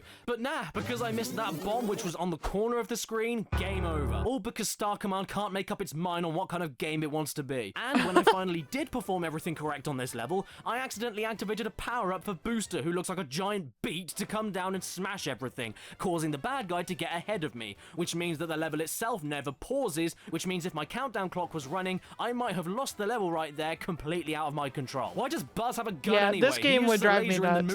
It has so much Where is it that here? I And hate. why does he sound like Joe Swanson? Right there, Creepazoid. So why don't we end this marathon off with a quick look at Toy Story 3 on the 360, which, by all accounts, is one of the best Pixar games ever made. What? Yes, Woody, I know. I couldn't believe it either. It opens up with this fantastic Wow. intro stage, playing like a mix of Crash Bandicoot-styled animal riding, Uncharted-style platforming, and Red Dead Redemption 2 train hijacking as we brutally murder a load of aliens by throwing them onto the metal tracks at 90 miles an hour. We also put a That load took of a turn, cows but onto a okay. catapult because Okay. they're old and I can't milk them anymore. By the way, guys, I also thought Woody was supposed to be all floppy, so whenever he runs into a wooden door, why does it sound like...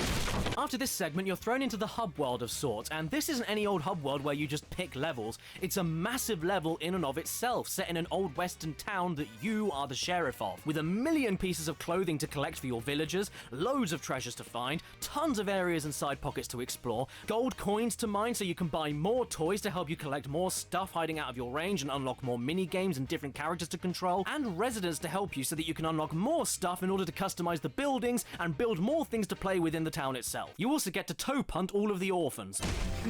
Seriously, what is it with kids games and being able to assault other kids? And look, you're even told specifically Kid-on-kid how violence to drop was allowed. kick all of the children. What is wrong with this game? And can I order more copies of it? Oh, looky here, it's Stinky Winky Poo Pants Pete. This is for all the trouble you gave me in Toy Story 2, you bastard. Okay, so Bullseye was an amazing thing to purchase this early on in the game. Wanna know why? He runs and jumps really fast around the town, he can activate specific minigames only he can do, which are very fun and give you a good layout of the land around you, and more importantly, he helped me find a townsperson stuck in a well. Of course. Oh, okay, well, we beat the mission of finding the guy by just looking at him. And I was told to come down here to find you, not get you out. But I suppose you look happy enough down there on your own anyway. It's tough being a hero when you find the person you're trying to rescue like a and kid again, playing just with the stare at biggest them. box of toys you can imagine. It's so much fun. And that's just the sandbox portion. The main story missions are alright too, except for Demon Baby Right. Halfface over here. Just drop kicking I don't everywhere. think this is anywhere near as creative or replayable as Toy Story 2 on the PS1, and your movement options are much more limited, but for a game following the events of a movie and taking a few liberties on the side, Toy Story 3 pleases both those looking to go through a varied and satisfying action platforming adventure, and those looking to just take it easy with nice music and throw prospectors into shop windows, so that you can give them a new haircut and make them leave looking like an angry jellyfish. For as unimaginative as what I'm about to say is, I truly believe it. This is like the ultimate toy box game. I would have loved this game as a kid, but now I'm an adult and completely miserable, so I'm gonna stop. At least I can do the one thing I've been desperate to do since the movie came out and smack Lotso in his stupid face. And with that, this long Pixar journey it looks has like finally come to if an I end. played that as a kid growing What up, a ride it's been. Just like something it probably would have been one of those games I would have I really do at mean least that, though, playing because where most enjoyed of the playing at DreamWorks least games once, I played were down there, the Pixar games I played were all over the place, up, down, and all around. Some were great, some were terrible, all in the same breath. And because of this flip-flopping quality, I can completely understand why they don't focus on movie tie-in games anymore. In fact, the most recent Pixar game I got was Lego Incredibles, and that was a really good one. Not just as a Lego game, but as a multiplayer action platforming game with puzzles to solve. Yeah, honestly, I've noticed these days, instead of trying to make like a legit movie tie-in game, they go the Lego route. Like I've noticed, it's kind of noticeable. Even though I'm just now starting my Lego game adventures, even I've noticed that they took a turn from trying to make a movie tie-in game and just slapped a Lego game on it instead. It's kind of obvious. It's kind of obvious. And lots I mean, of I don't things blame to do, them. and as a Pixar fan service game. Because So Lego I think it's safe games, to conclude here and now majority that as a of whole, them are at I've least been average to pleasantly good, so... surprised by a few places with Pixar games. It's been bad. My God, has it been bad. Most of this stuff I wouldn't recommend you touching with a 30-foot long pole, but I don't feel as exhausted here as I did with all of the DreamWorks games I looked at in another video. Ridiculous. Much like how I feel about each of the studio's movies themselves. Well, see you later, everybody. I've got to head out now because you I've need got to Meredith's be hair a in millionaire dinner, to and I afford don't wanna all watch the another Lego DreamWorks or sets Pixar these film days. ever again. So, what other companies can I rely on for 3D cartoons? Illumination. Oh, Jesus. Wait, there's a Minions game? Subscribe and hit that bell. Follow me on Instagram and Twitter. And where's my dinner? Special thanks to my top tier Patreon supporters in the description below. Matthew Hubble, The Classy One, Carge the Maid, Michael O'Donnell, Kenneth D, Ethan Spencer, Lizzie in a Tizzy, Abyss Wraith, Matthew Gunthorpe, Ingvald Pettersson, Kyle Burke, Calvin Cascella, Stephen LeBlanc, Iron Ninja, Daniel and Alex, X-Shadow Hunter ZX, Red-Eyed Critic, Skullman, TARDIS Type 40, Dave Marshall, The Game Shed, Ramen Wolf 1485, Slowpunk, Mitchell Reed, 80 Thornton Smith, Amdazam Dal, Basil, Fart Rules, and Exopaz. Stan? I just saw the word death and saw the picture of Stan, and my heart dropped, and then I was relieved when I read the rest of the tweet. Glad Stan is okay. Stan just looked away like, oh, for fuck's sake.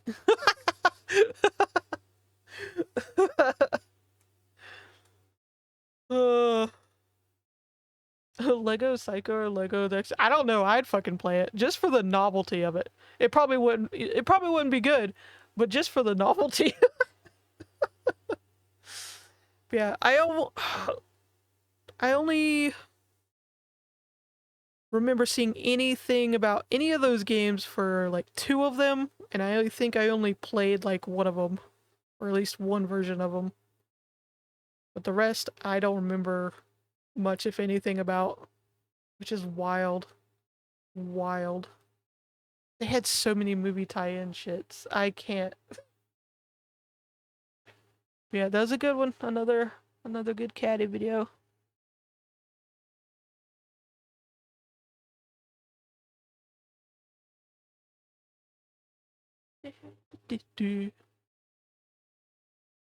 Lego Pulp Fiction. A Lego zombie game, honestly. Fuck's sake. Could you imagine if how pissed some people would be if Valve finally made Left 4 Dead 3 and it was just a fucking Lego game? Some people would be ecstatic, some people would riot in the streets.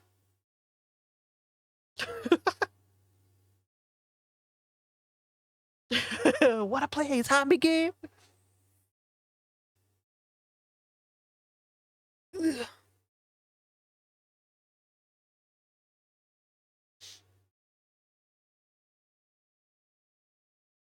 Lego Silent Hill. I don't know. Konami, I don't know. I don't know. It's because Konami over the years has somehow just they've tried to speed across the finish line of shite video games and ruining their IPs. It's crazy. Like, they could somehow fuck up a Lego Silent Hill. Again, I would play it for the novelty. That's how they get you. But you know it'd probably be shit. Lego Metal Gear Solid.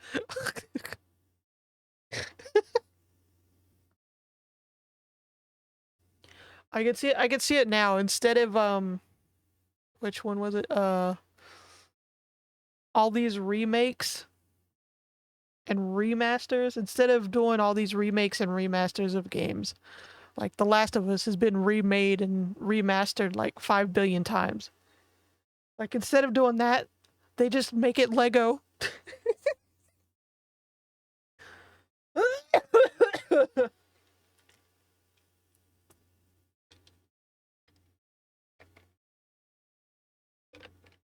Yeah.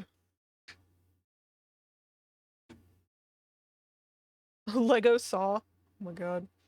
Like, I know there's actual at least one, there's probably more video games, Saw video games. If they remade those in the Lego version, that would be fucking hilarious. I would be interested to see how they would make the torture scenes.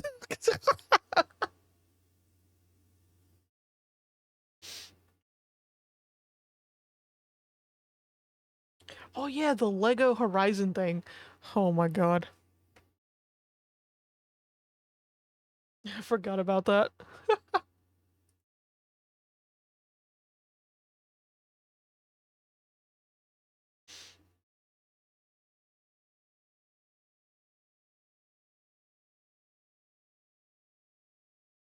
Come on. There we go.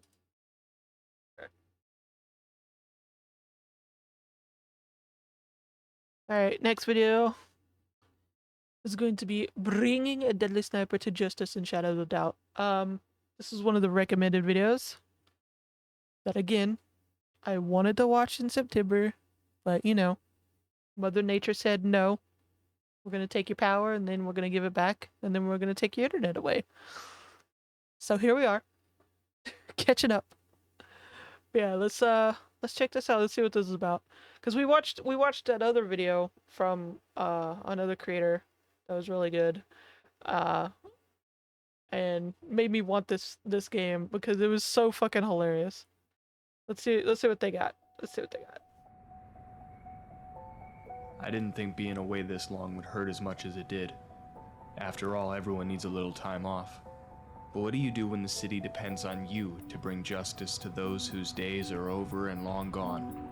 What do you do when the city depends on you to deal with the constant growing crime statistics? The murders, the safety of the everyday citizen. A few months ago, I would have told you there was no murder I couldn't solve. But the other day, I got a call about something disturbing happening in a small city called Amber Hill. I knew there was only one thing I could do. I had to remind myself who I once was. Detective Wags. Detective Wags? Oh, okay, I have to give that one to you guys. Yes, Lego Friday the 13th. That would be...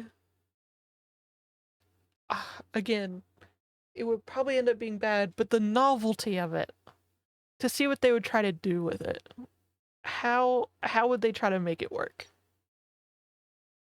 Just for that alone, I would try it.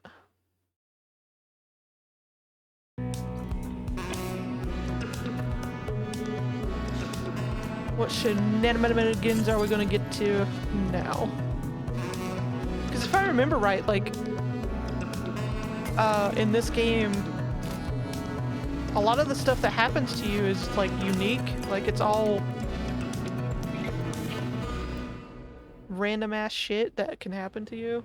Like, no game is the same for everybody. Back to the grindstone. If I once remember again. right. For some reason, I thought my days of hunting down murderers and killers were far gone, but I was naive to think I would ever get out of the business. After all, I'm one of the best, so the calls still come in. I could change the number, but even if I won't admit it, this is my life. For those familiar with my routine when stepping into these new cities, you'd be correct in thinking I stopped by the first food joint in town, the Salty Wolf. I hovered over the listings board, checking through the different jobs. It was always a good way to get a feel for the city.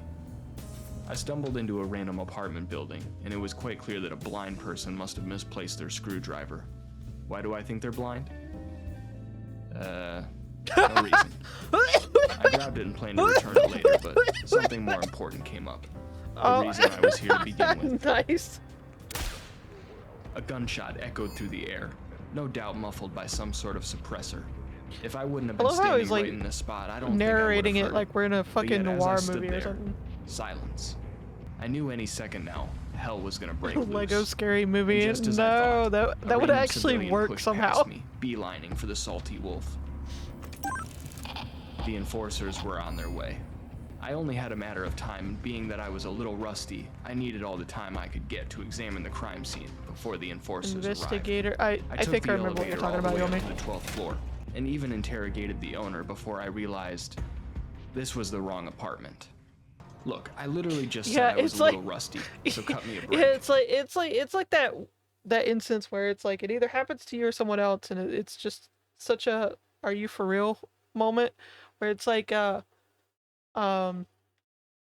see, I can't find my glasses, and they're literally on your face. It's one of those moments. It's like, I can't find my phone. It's in your hand.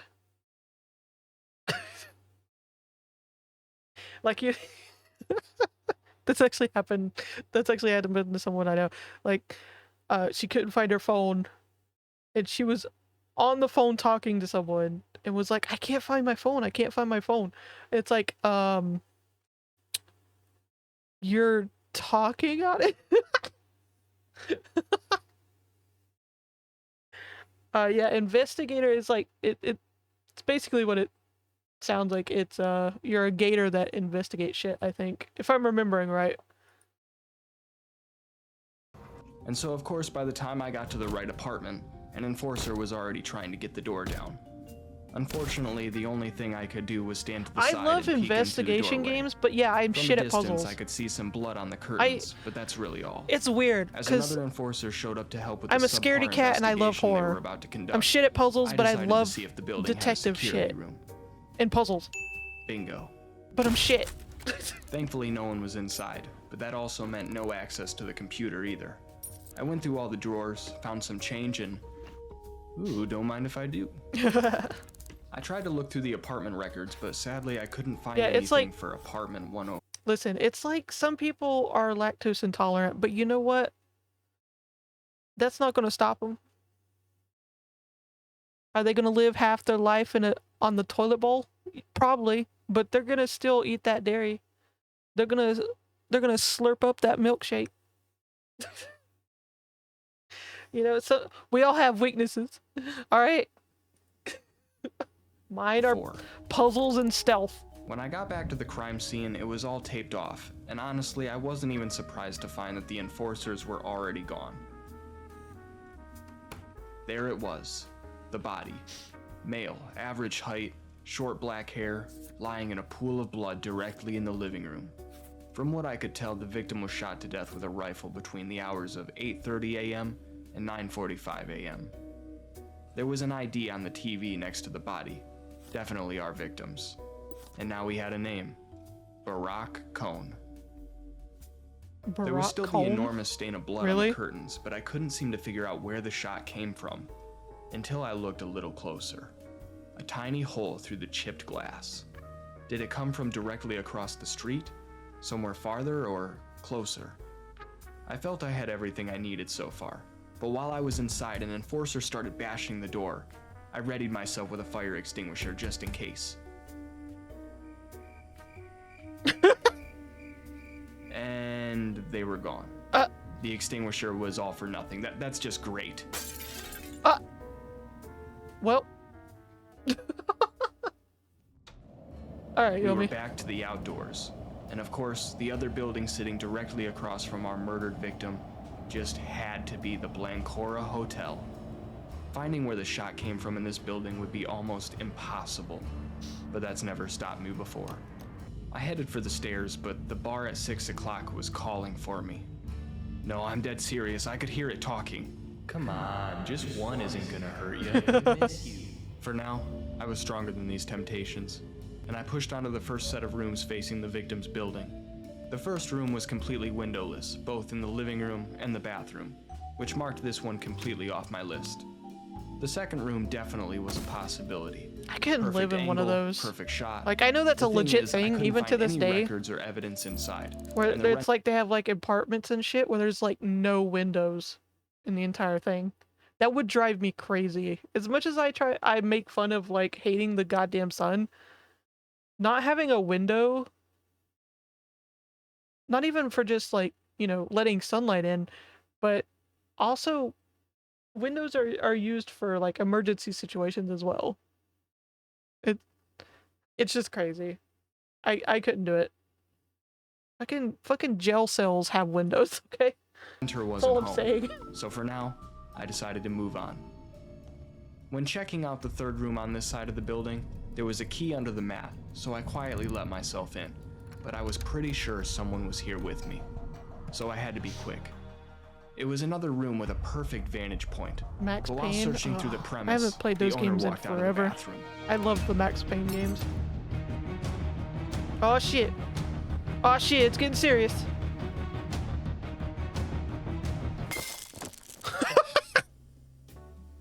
Already I was causing more damage than I was stopping.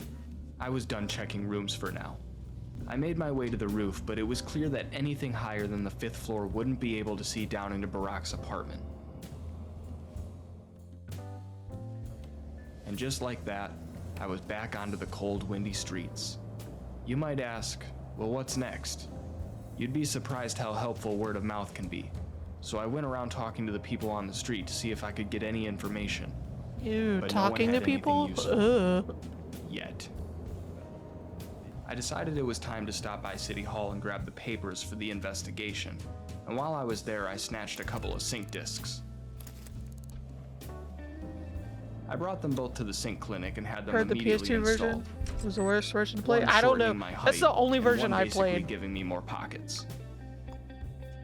I remember playing it when it was on the PS2. Walking out of the And sync actually, clinic, I didn't feel any shorter. Now that I think about it, probably, yeah. It might be the worst version, because I remember first time playing it, I think it was like the very last thing you had to do, and I was stuck on it, and I don't know why, because I thought I was doing it right. Like, I tried it so many ways at the ending to, like, get that final cutscene. It was like the final thing you had to do, but I think it glitched and it just wouldn't work. So I literally didn't beat the game until years later when I tried it again, because for some reason, the first time I played it, at the end, it just would not work at all. Like, I was doing it right, but it wasn't functioning. It was like, I don't understand what you're trying to do. You're doing it wrong. It's like, no. I'm doing it right, actually. Yeah, that was frustrating, because I was like right at the end. I didn't find out until years later. It was literally the last part of it. No, it was brand new. But standing next to Brand the other new. citizens I got had it me brand new. rethinking that pretty quickly. I was back to asking questions. I actually and have took it on a my while, shelf but right here. Then I got PlayStation lucky. Max Payne. The street vendor said they saw PlayStation someone of 2. average build acting suspicious around Foster Boulevard at 9:30 I can actually look at it right here. which lined up perfectly with the time of murder. Hold on, let me. I don't know And then if for the first time, let's see if the my mic will eyes pick it locked up. onto some troubling street graffiti. Did you hear me open the case? They were symbols for black market weapons dealers.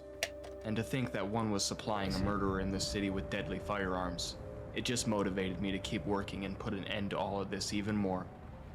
Knowing there was a weapons dealer in this city, I Even headed for the directory. even now, the disc barely I don't mean has to pat anything on myself it. the back, but I consider myself After pretty all good these at picking years. out names and faces from a crowd. So as I carefully sifted through the dozens of businesses, I wrote down a few that stuck out to me. Poison Warehouse, Reliable Essentials, and Triplex DIY Company. Before checking those out though, I bought a newspaper from the stand, and sure enough, the murder had already been written about, and it had exactly what I was hoping for. A witness by the name of Jarek Maddox. I Yeah, could this tell I was getting closer to figuring this this month all I'm out, doing spooky but stuff. when Jarek's name Yeah, didn't appear in the directory, I actually knew it should was gonna be play a some little Max trickier Payne to games find as it. well. Normally, I don't like using the government database to It's my been a advantage, while but since in I've this played 'em. case, I had no real way They're of so asking good. anyone who Jarek was. I needed a picture. When I printed the file, no address, no workplace, which explained why I couldn't find them in the directory. But I had a picture now. And by some insane stroke of luck, I somehow happened to stumble upon Jarek's homeless neighbor, who told me she just saw him today on Santiago Street around 4:30. So I immediately started running through the streets like a madman, seeing if I could recognize Jarek from the picture I had. Sure enough, after rounding a few blocks, I finally found him. I just knew he was gonna have something important to say.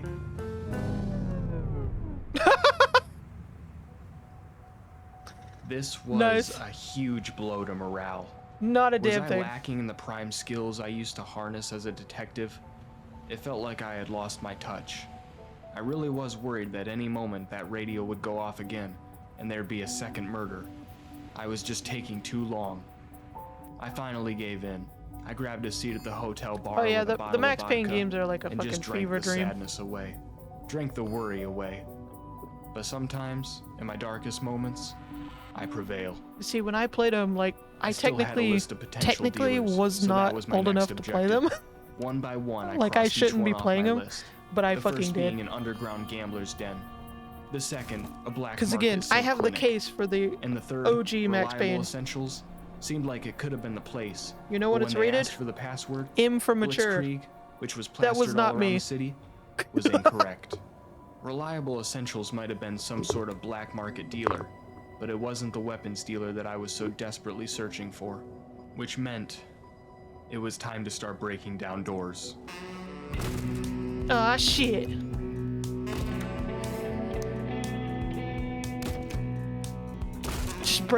I love how After what felt illegal like 100 action just keeps rooms, popping I up. finally broke into what definitely struck me as a weapons business immediately. I snuck in quietly, thinking the place was empty, but I couldn't be more wrong. Oh shit.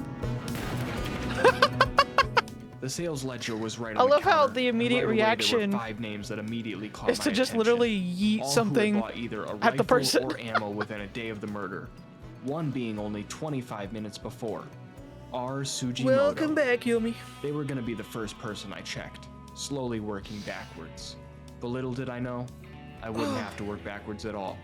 Because like the 4 moment I years looked old. up Sujimoto in the directory, Little and younger the than I address was. listed as 301 Blancora Hotel, my stomach sank. I had been there before in the very beginning. All I could ask myself was, did I miss something? I still had the key from earlier when I found it under the mat, so I let myself in during the dark of night while they were sleeping.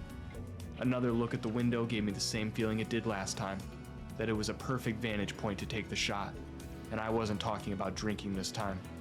A crumpled letter stashed away in a drawer listed a variety of individuals. To me, it looked like a hit list. But in the midst of my search, they woke up. Oh shit. Oh shit, they're gonna kill your ass. They're gonna kill your ass.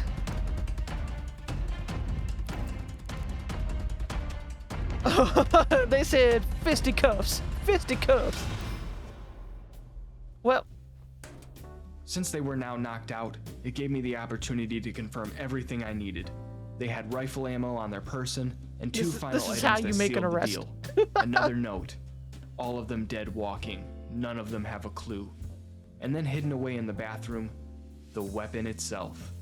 alright, Their good luck name at class. was Reina Good night. Sujimoto. Thanks for stopping And by I and was chatting. 100% certain that they were our killer. I made a quick trip to City Hall to buy some cuffs and thankfully returned to her still at home, dazed. Now that she was in cuffs, she flat out admitted to the murders, asking, "Do I think they're the only killer in the city? And if they didn't want to be shot, they should have closed their curtains." What? I filled out all the information with what I figured was correct, but either way, I knew I had the right person. And as I made the slow, rewarding walk back to City Hall to turn in the case, I realized I still had what it takes to clean these streets.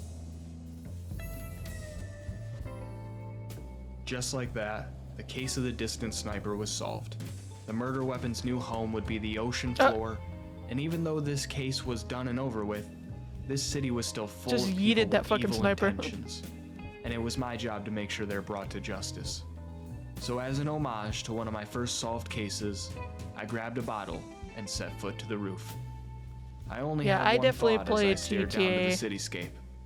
at And a that very was, not appropriate "It's good age. to be back." I think majority of people have, honestly.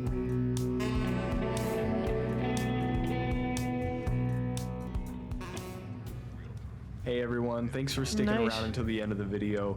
It really shows me that you love the content and care about supporting the channel. It really means a lot to me. Yeah, this is So a good video. I I hope like you enjoyed this I liked epic how comeback. I'll probably do they a few more narrated Shadow it like it was related videos in the future, like as you were well in as a some noir review videos talking movie, about some games TV or demos show. that I've been interested in.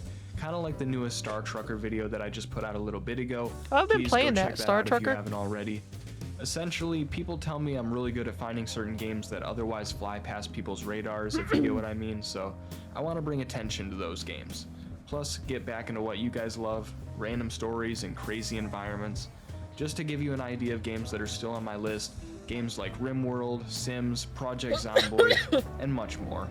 I'm sure some That's of you a are probably random wondering grab about bag Voices of games, the Void but as okay. well. I know a lot of you were probably loving that series. There was only going to be one part left for the wrap-up of 40 or 50 days, however there many are in the story. But if you didn't know, the game has received a major update and overhaul. Basically, the base looks completely different and there's a bunch of new stuff.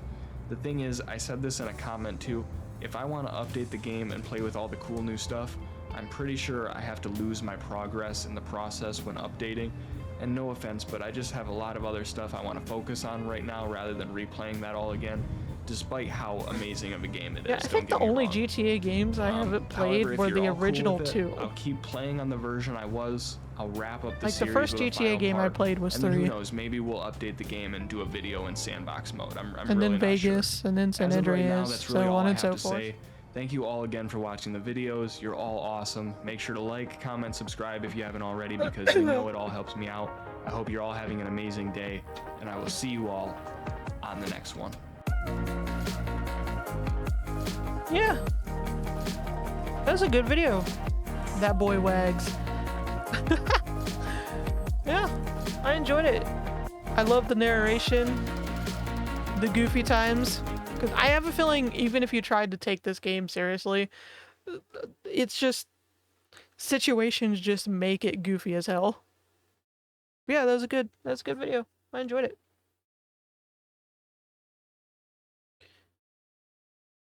Vice City. Oh, did I say Vegas? I don't know why I said Vegas. Oh.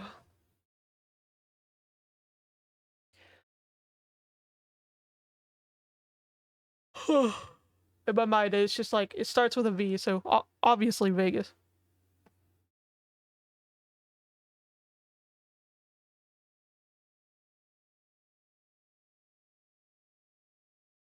Ugh.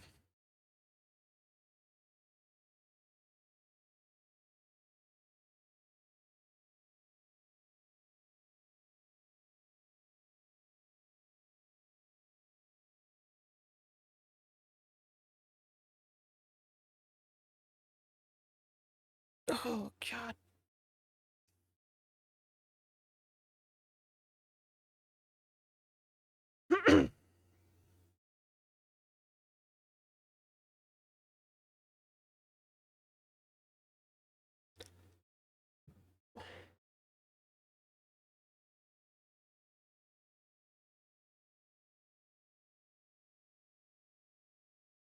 All right.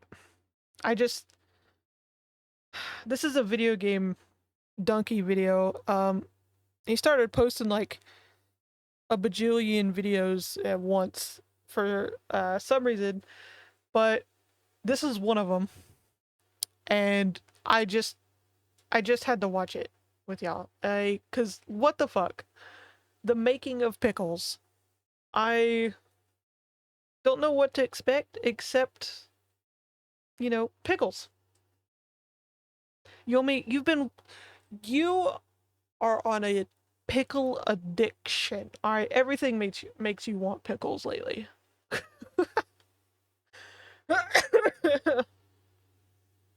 Oh, Saints Row is better than GTA. Oh god, don't start that war. Yeah, I love Saints Row as well. But yeah, the making of pickles. I don't know what to expect from this, cause it just popped up on one of the bajillion he was uploading lately, and I just had to save it to watch it with you guys. Let's see what the fuck this is about. You got another jar of them today? Of course you did, Yomi. Of course you did. Have you ever wondered what goes into making the perfect Mount Olive pickle? No, never. Never once in my entire life. Well, here at the corner of Cucumber and Vine, our recipe for success is a mixture of ingredients. Not cucumber and vine. Rich traditions. Green pickles. And a bit of fun. Hey, now there's a guy that knows how to have fun. Mount Olive has been in business since 1926. We got our start at the turn of the last century. We legit Back just when learning the about only pickles? Games where smugglers run and X Squad. His original idea for selling brined cucumbers to other pickle companies fell through. Oh, no. And he found himself in something of a, well, you know. Pickle. This guy knows what I'm talking about. Old Oh my coffee pots God. were used to pour syrup What into the the fuck? jars. That's why they always tasted like coffee.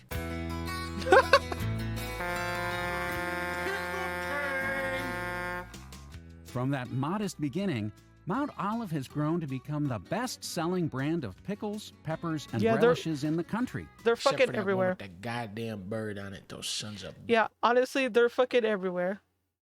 They're fucking everywhere. Like, usually whenever I go to, like, the grocery section or a grocery store, like, the pickles, they're basically an aisle to themselves. Like, they could take up a whole fucking aisle. You had one of those munchie bags the other day? I've never had one of those. I've just had the different versions in the jars. God, those fucking humongous jars though, like the ones that are like half your size. Carrying those around, the paranoia of dropping that thing is real.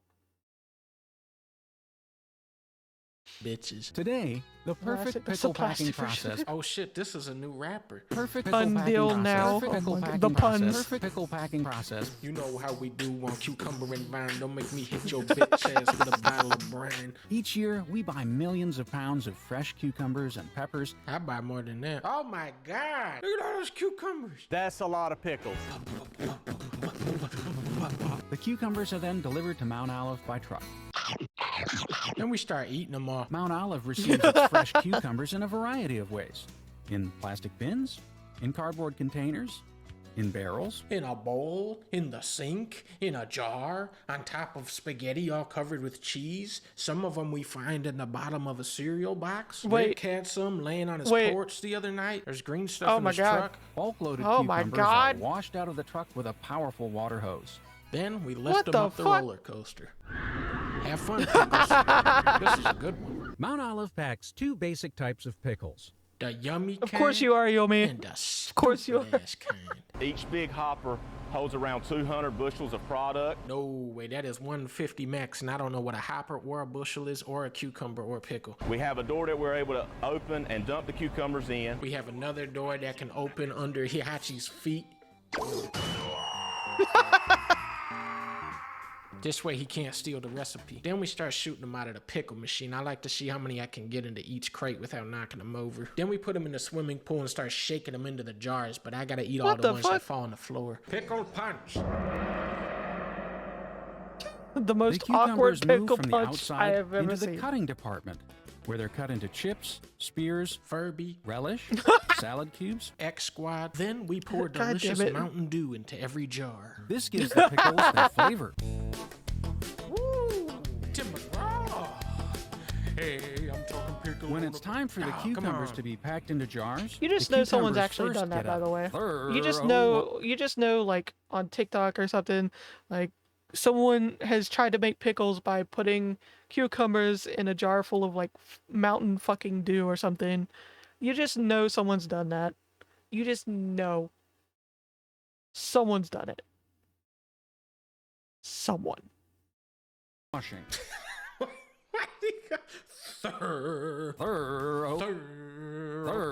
Everybody's talking about the thorough McGraw. He's making sure that pickles are as clean as your paws.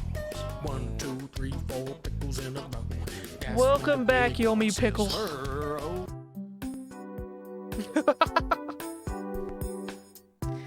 More pickly. Pickles 24/7. Swish it down with a Mountain Dew. God. What was that? What was that, Videogamdunkey? What? Just what? Ugh.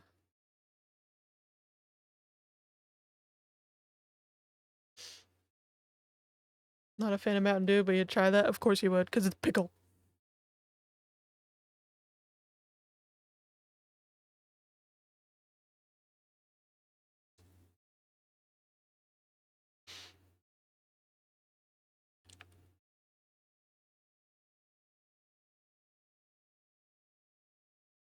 Whew.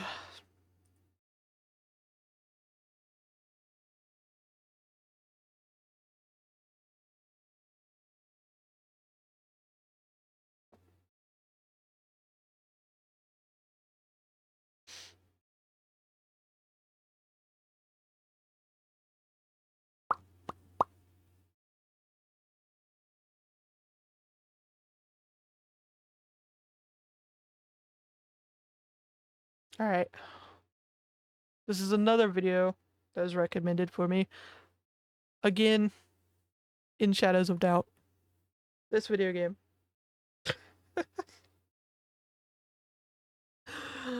I think this is from the same one we watched the first time. I think. I'm pretty sure. We'll see. We'll see.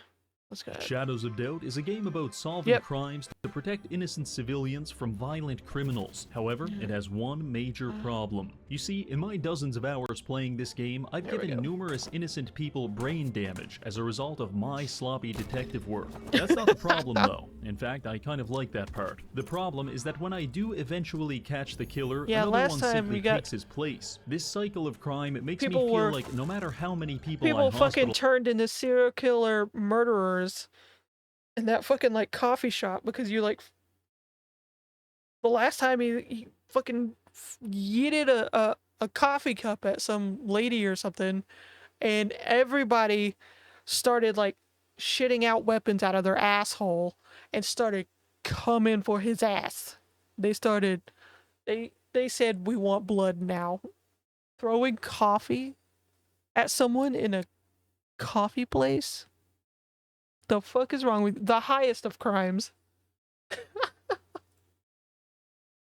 It's just not enough. So what I'm searching for is a solution. A way to prevent all criminal activity and achieve a utopian 0% homicide rate. Lego and as far as I NFL can Madden? tell, there's only one way to accomplish mean, that. I need to arrest everyone in the entire it might city be for their a own Madden safety. game If that's all not 700 complete shit citizens these are days. firmly handcuffed to my basement radiator, then they won't have the ability to break the law, and I will have created the safest city in the entire world. There's only one issue. The Well- developers anticipated my vision of an Orwellian future, and they limited the amount of time someone can be handcuffed to 2 hours. But if a little red tape was all it took to stop innovation, then we wouldn't have lobotomized all those schizophrenics in the 1950s. So I commissioned a mod that allows me to change this time limit from 2 hours to 20,000 hours, meaning that we can now detain the population indefinitely. Can I successfully create the perfect society, or will the corrupt and insidious police department try to stop me yet again? There's only one way to tell. But first, a word from our sponsor. Have you ever wanted to explore Chernobyl's nuclear exclusion zone? Maybe breathe in a few hundred sieverts of radiation while getting beaten to death by savage mutants? That was theoretical. I already know you do. Which is good, because the sponsor of today's video is StallCraft X, an open-world multiplayer survival FPS, and it's completely free. StallCraft X has recently added some new features, and I'm going to tell you about them whether you like it or not.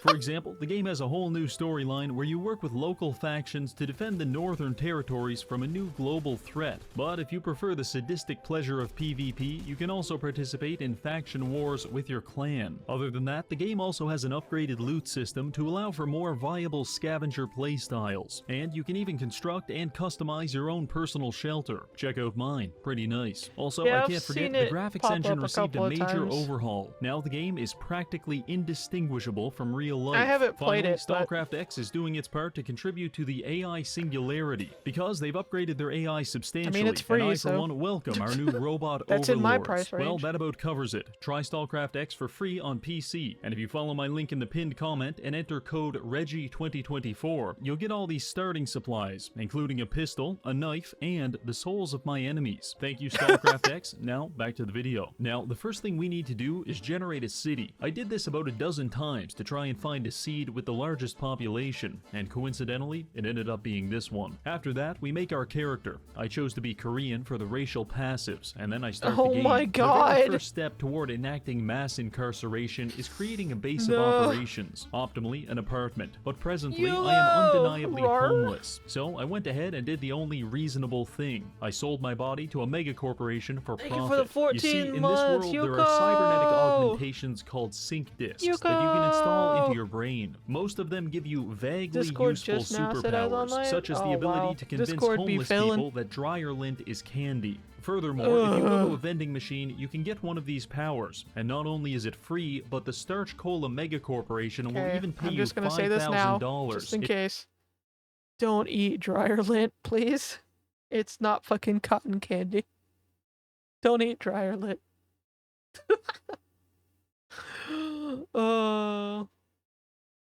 Yeah, thank you again for the resub, Yuko. Yeah, this is the first test since I've got internet back, so far so good. Knock on wood, we don't lose it again. If you let them drill holes in your skull and install it. So I went ahead and did that. Admittedly, there were some side effects. For example, I now have a crippling addiction to Starch Cola products. And if I go longer than 90 seconds without drinking them, the room starts spinning like I'm in a fucking blender. Also, if I ingest anything other than high fructose corn syrup, I will literally die. So basically, I'm an American. But I won't let that prevent me from making a peaceful society. Now that we've got some money, we can go get ourselves an apartment and begin the process. What Actually, it smells no, like, or what it could possibly taste like. The local Communist Party has decided that we don't deserve property rights, so we need to advance our social credit to level 2 before we can rent an apartment. To accomplish this, we're going to have to do some good deeds for the community. I started by looking at the job listings, and one in particular caught my eye. It reads, "Work available, business-related concerns require investigation." So I accepted the job and read through the mission details. Long story short, this man stole embarrassing photos of our client, and he's trying to blackmail him. I did not have sexual relations with that man. I'm just kidding. I did. So we need to get them back. Fortunately, I've already found out where he lives, and I'm currently punching him in the head like 50 times. After our target slipped into the sweet embrace of a brain hemorrhage, I began ransacking his apartment in search of the photos. Unfortunately, he kept waking up, so I had to repeatedly knock him out with the business end of a tea kettle. In case you're wondering which end of a tea kettle is the business end, the answer is all of them, as long as I throw it hard enough. Anyway, I searched everywhere for the documents, but I couldn't find them. So So I got frustrated and threw this guy's baseball trophy out the 7th floor window, probably killing an innocent pedestrian in the process. After that, I settled for stealing a roll of his duct tape and making my escape. That was a disaster, probably because I went to the wrong apartment. I was supposed to go to Unit 403, but I accidentally went to 304 instead. After realizing my mistake, I went to 403, greeted the homeowner, stole the documents, and then destroyed them by tossing them into the government-owned synthetic ocean. After which, I found my payment waiting for me inside a P.O. box. I received enough social credit to hit level 1, along with $2,100 and a sync disk which increases our inventory capacity. Very nice. Speaking of sync disks, while I was searching for those documents, I came across a couple disks in a safe, one of which gives me the greatest superpower of all: insurance fraud.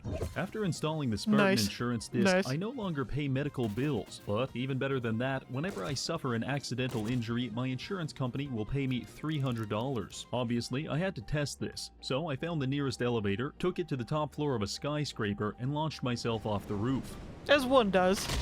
I awoke 12 hours later and $300 richer. After this, I had suddenly, and without explanation, become the clumsiest man alive, accidentally falling out of windows all over town, only to wake up in the hospital and fall out of the windows tough there work, too. you know? Eventually, It's the hospital had to hazardous. stop treating me on the 4th floor, at which point this technique became far less efficient. That was a lot of fun and quite lucrative, but hurling yourself out of a 14th floor window isn't exactly a good way to generate social credit, and we still need one more level to be able to buy an apartment. So I begrudgingly set out to solve an active murder case. It went a little like this. I got a call about some $5,000 a murders. month The in killer rent. sliced up his victims with a box cutter. Truly gruesome. But the good news is he forgot to take the $86 this woman had in her pocket. This was a mistake that I would never make. So I immediately ruled myself out as a suspect. The only link between these people was the office they worked at. So I went there and spent all night committing $27,000 worth of corporate crimes in an attempt to gather evidence. But it wasn't fruitful, and as morning came around, I prepared to leave. However, on my way out, I bumped into this man, Fu Ma. He's the manager of the company, and he just casually admitted to seeing both of the victims at the crime scenes at the time and date of their death. I was somewhat taken aback by the fact that he just volunteered that information, so I decided to investigate him a little further. I broke into his apartment to gather evidence. However, his homosexual lover was guarding the refrigerator, so I broke his neck with a tea kettle. Not because he's gay, but because he has a weak neck. Long story short, I couldn't find anything incriminating, but I'm also a terrible detective, so I just decided to report Fu Ma to the police as a gamble. To my surprise, it worked, and he was the killer. Fumbling our way through this case got us up to social credit level 3, and we can now finally purchase an apartment. After a little hunting, honestly, I came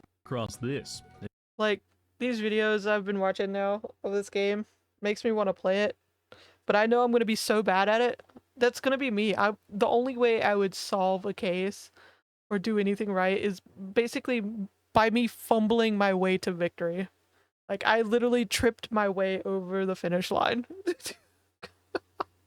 That's the only way I can see it happening for me, honestly. It's a real bargain. But it'd be 36 fun. square meters, and I get to live in a partially flooded basement. Fella, you've got yourself a deal. After moving in, I realize it's unfurnished, but we can fix that. The first piece of furniture I buy is a weapons locker, because we're going to be using this space as an armory to stockpile the necessary resources for the final solution. Following that, I purchased a bed so I could get some much-needed rest. However, this was a terrible decision, because I'm still severely addicted to starch cola, and for each hour I went without it, my symptoms intensified. By the time I woke up, my motor skills had been replaced with a supernatural ability to involuntarily rotate my head like a fucking Beyblade. The worst part is that I had a can of soda right next to the bed, but the shaking was so bad it took me about 4 minutes just to be able to pick it up. This is what we in the business call rock bottom. Following this, I decided it was time to remove the starch cola brain chip. However, arriving at the clinic, I see that the Cola Corporation is refusing to uninstall it unless I pay them $6,000. Yes, a soda company is holding my central nervous system hostage for ransom money. What a time to be alive. Anyway, I paid the cost and got on with my day. Doesn't really sound that It's now time far-fetched, for our honestly. plan to enter Phase 2. According to the game, there are 650 people in the city, and at a cost of $25 per handcuff, we're going to need 16,000 10,000 if we want to arrest the entire population. Then we have to add in the cost of buying other apartments, food, water, and before at long, least we could be 10,000 looking a at month in rent. 30,000. Currently, we're at 8,000, which means it's time for a little fundraising. My first attempt at this involved picking up trash and recycling it for $2 each. I did that for about 30 seconds before realizing I'd have to recycle 11,000 used condoms just to reach our goal. God. And that's exactly when I decided recycling is for pussies. While that was happening, another murderer had already started killing, meaning that the longer it takes me to make this money, the more people will die. So I've decided to give myself some moral clearance to fundraise using less conventional methods. I started in my apartment building. I'd go to each person's door and ask them to pay the protection tax. If they said yes, that would be the end of it. But if they said no, I'd come back around 2 in the morning wearing a Richard Nixon mask, break into their home, and acquire their donations personally. The residents really don't like this, but they couldn't stop me, because by this point I had fully evolved into a ventilation gremlin, worming my way into even the most secure locations. And children, if you hear the ventilation gremlin in your apartment late at night, Lego don't Fallout. wake up. Oh my then God. I'll have to put Honestly, you back to sleep. From there, listen, I simply take the loot to the... By this point, Fallout...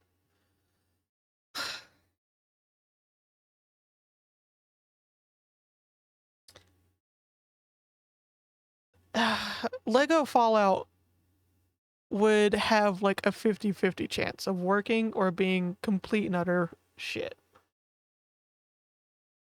It would depend. It would depend.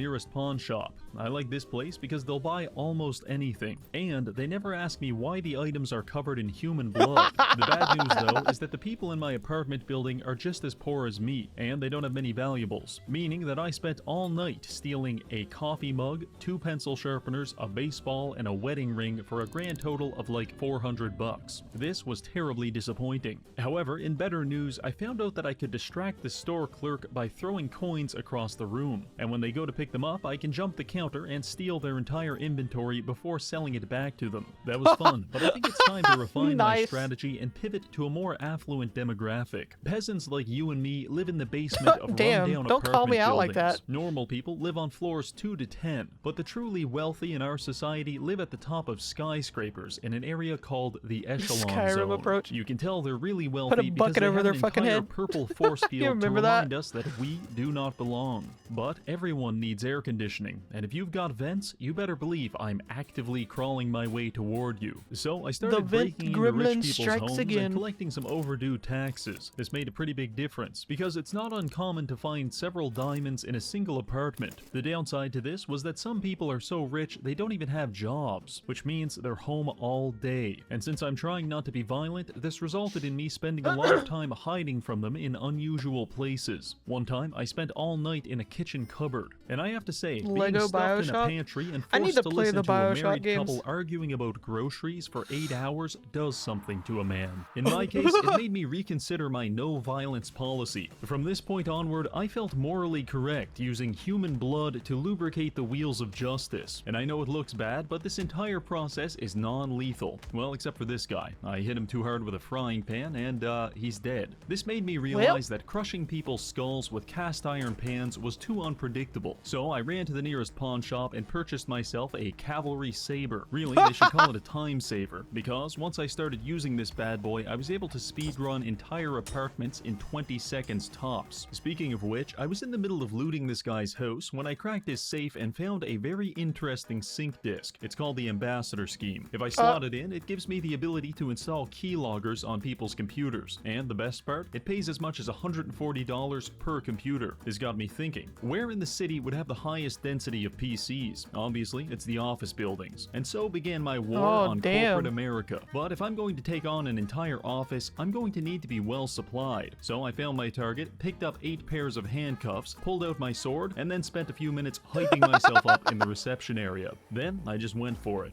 My technique was to speedrun the entire workplace, knocking everyone out before they could pull the alarm. Following this, I break into the fuse box and disable the cameras before handcuffing everyone for their own safety. What am I protecting them from? Myself.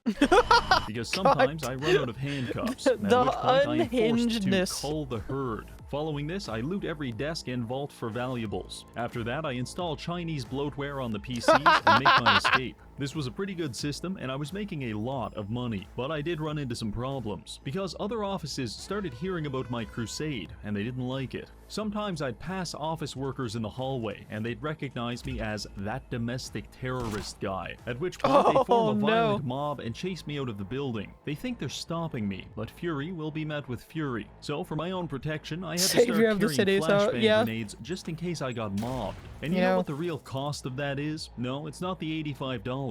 It's the fact that I now sometimes have a hero's gotta do what a hero's gotta do. After that, it was smooth sailing. I even wound up in a hostage situation where I got pinned down in the manager's office with 2 captives. The security turret wants to shoot me, but it can't. So instead, it settled for absolutely massacring the manager and his secretary. Anyway, this corporate war lasted about 4 days, and I crippled a lot of legitimate businesses in the process. But by the end of it, I had finally accumulated $17,000. Now, it's time for us to stock up on some handcuffs. I made my way back to the apartment and began the long and arduous process of buying 650 handcuffs and placing them in a pile in my bedroom. It started small, but over time our mound of cuffs grew into a mighty mountain. The dedication. A symbol of justice for the entire city. I call him Ryan. Sometimes Ryan speaks to me. Tells me to do things. Terrible things. Arrest women and children. Finally, someone who understands me. Let's get to work, Ryan. If we're going to arrest everyone in the city, we may as well start with our own apartment building. Currently, we have the basement all to ourselves, but there's 9 other floors that we'll need to secure. And so it began. I started my takeover by unscrewing all the light bulbs in the entire building. Then, in the confusion, I picked up a fire extinguisher and started knocking on some doors. If you answered, you probably wouldn't remember, because the first thing I did was bounce this extinguisher off your head and handcuff your unconscious body. Then I'd rifle through your personal documents to determine how many people live at this address. Occasionally I'd miss someone because they were working the night shift, but when they came home the next morning, they'd find me sitting in their living room waiting for them with a heavily dented fire extinguisher. This was a pretty small building, so it only took me around an hour to secure all of the inhabitants, meaning that this entire apartment complex is now under our protection. And gangland culture clearly asserts that demarcating your territory through violence is a necessity. So I went out on the streets and started savagely attacking anyone that walked in front of my block. I also experimented with using roadside bombs to achieve a similar effect, but I blew myself up like 5 times in a row.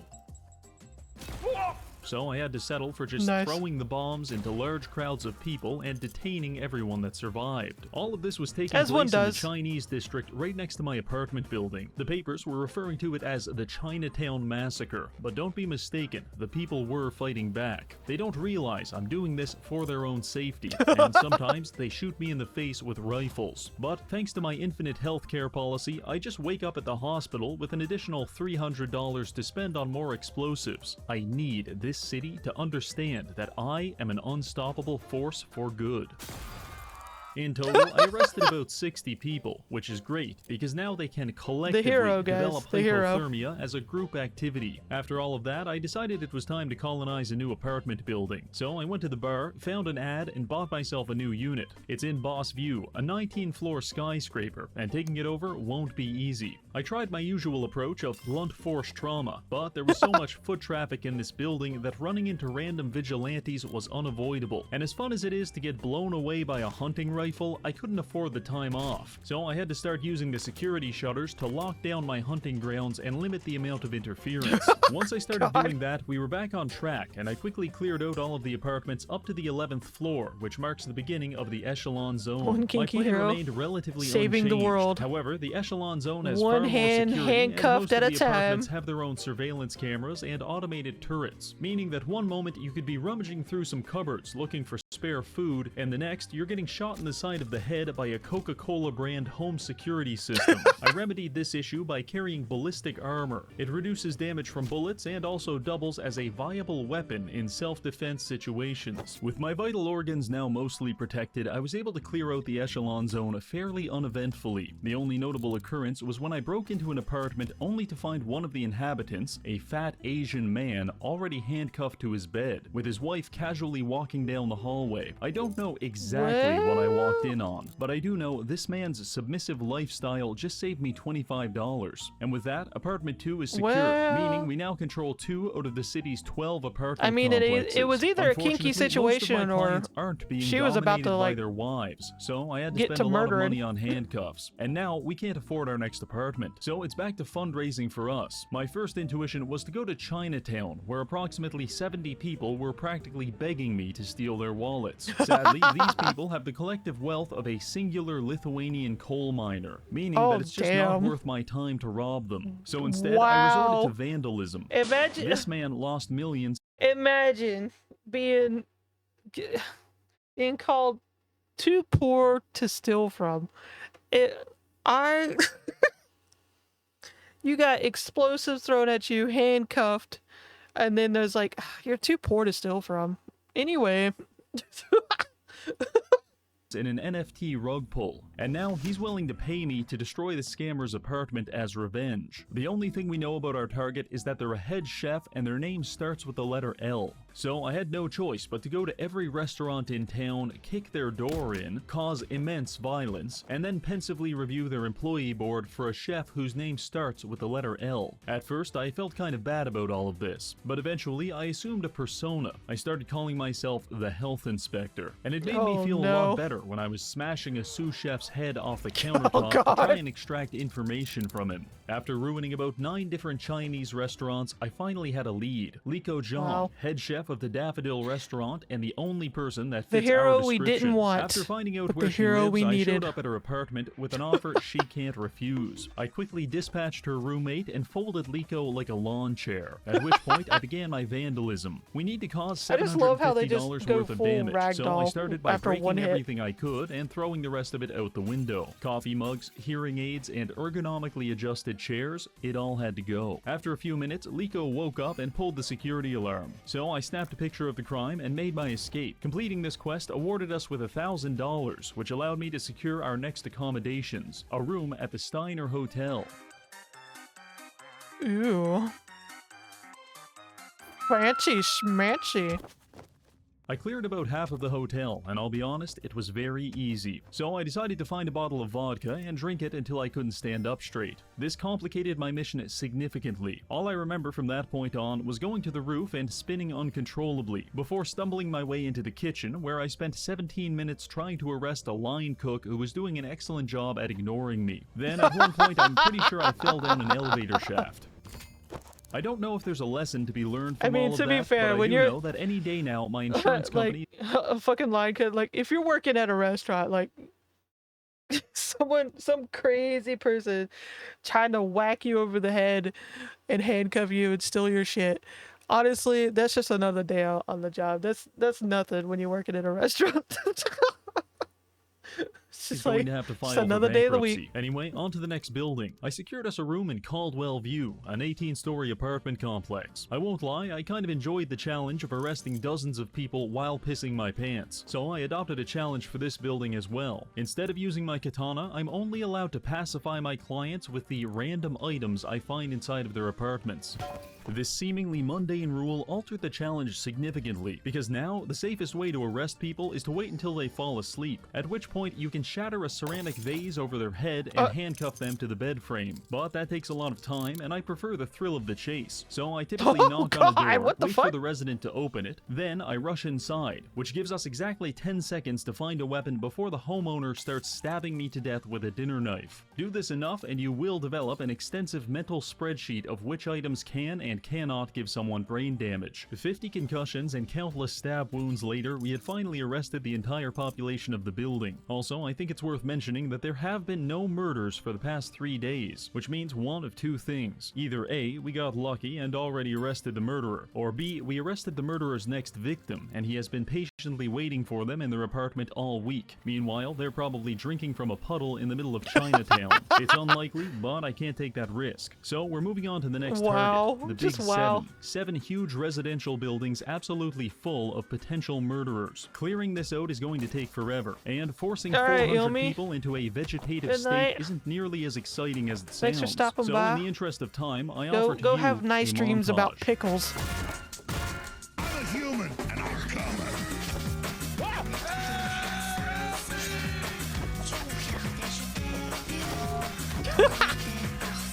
What the fuck?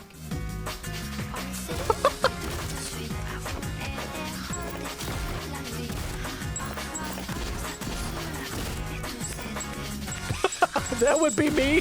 That would so be me. All of that looked pretty bad, but I want to convince you that I am the real victim here, because that took over 10 hours, and it caused me to develop an addiction to drinking perfume and overdosing on insulin as a coping mechanism. Regardless, it's finally that sounds over. legit. Now we can move on to the next stage in our war on crime, which is disabling the economy.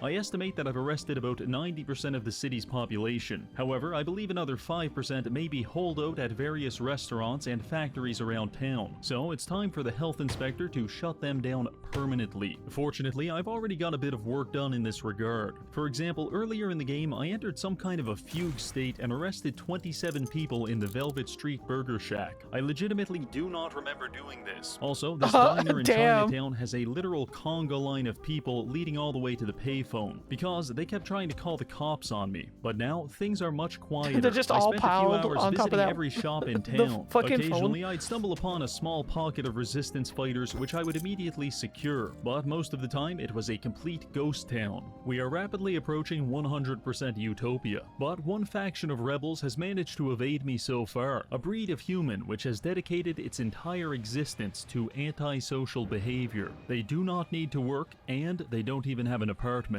They are the homeless. Since they don't have a fixed address, it's quite difficult to track them down. They'll spend their nights sleeping anywhere, inside of lobster traps or washing machines. What the Nowhere fuck? is off limits to them. So to find them, I've enlisted the help of a willing volunteer. I microchipped this homeless man's testicles, and when he wakes up, I'm going to be able to track his movements Just throughout fucking town. wow. Hopefully, he'll lead us right to his friends. I tried this out, and after following him through several alleys covered in human waste, he finally took me to the homeless headquarters. It's a dangerous place with no laws. In fact, you can get a syringe full of feces for as little as $25. But that's not why I'm here. I'm here to save the world. I started by detaining as many vagrants as I could. They decided to thank me by pummeling me with a baseball bat. I have to say, beating and arresting the homeless for 2 hours is a lot of work, and it's given me a newfound respect for the police. After taking down the 2 largest homeless camps, I estimate that there are about 10 people we haven't got yet, and there's only one place they could be hiding out: City Hall.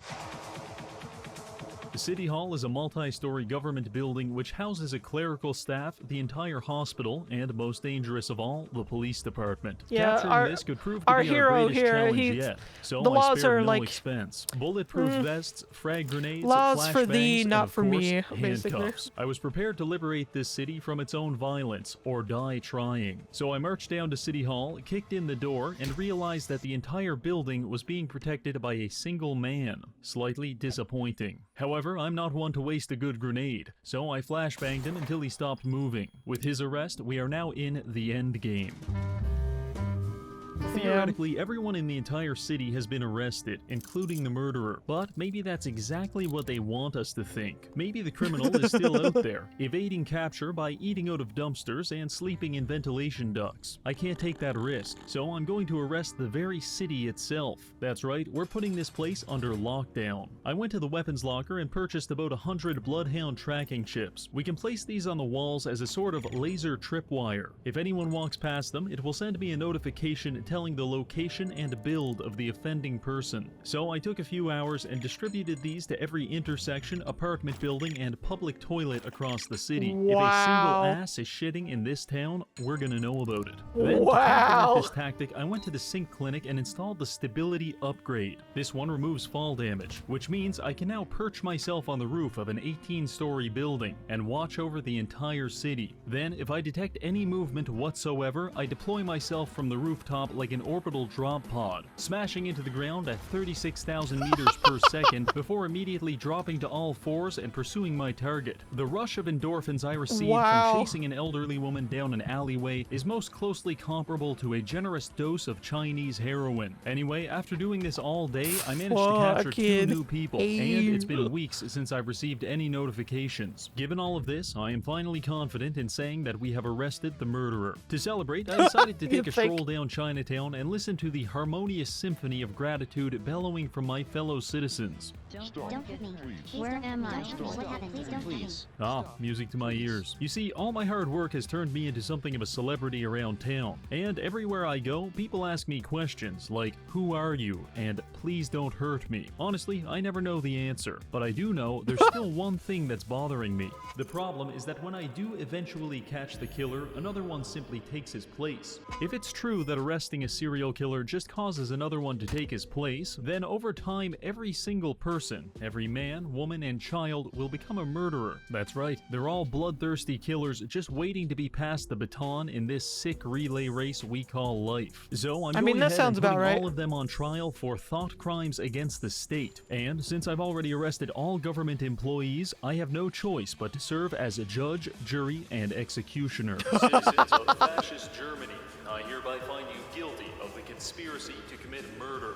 Your punishment is death. Oh shit! Oh shit!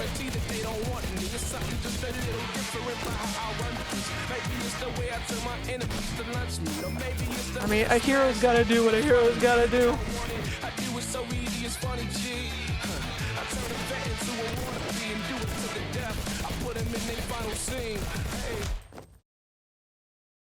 Well, it's finally over.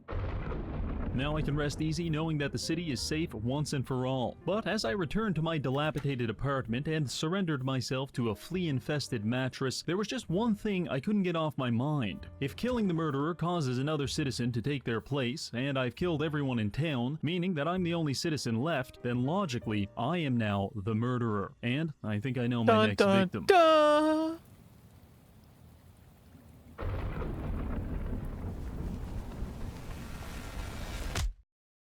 Well. Well, that's going to be it for this video. Thank you again to Stallcraft for sponsoring the video, my patrons for supporting the channel, and finally, thank you for watching. Yeah, him, the murderer? Wouldn't hurt a fly.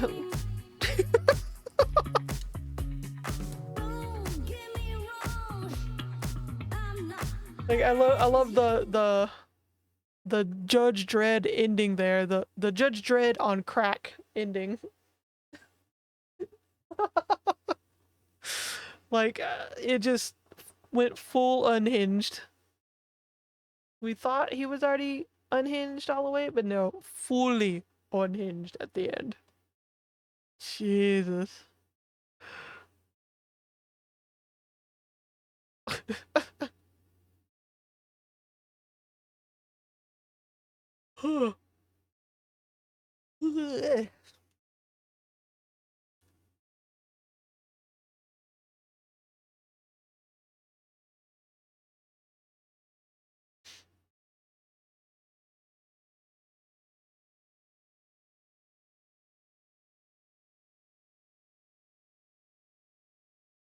Alright, this one was requested, one of the older Angry Video Game Nerd videos, Dracula.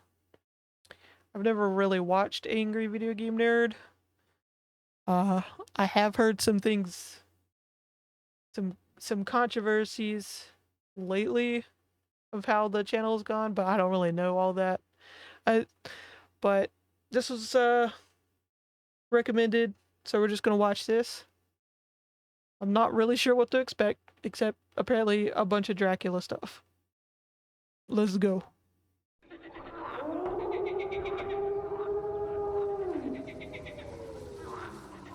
Why is it on 360? Oh yeah, that's like the highest it could go back then. Fucking hell.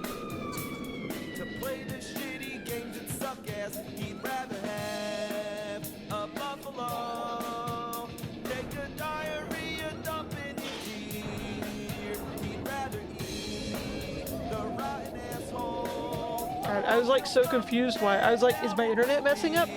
Because the video would only load the 360 and it's like, oh, this is from like a bajillion years ago when that was like the highest video you could like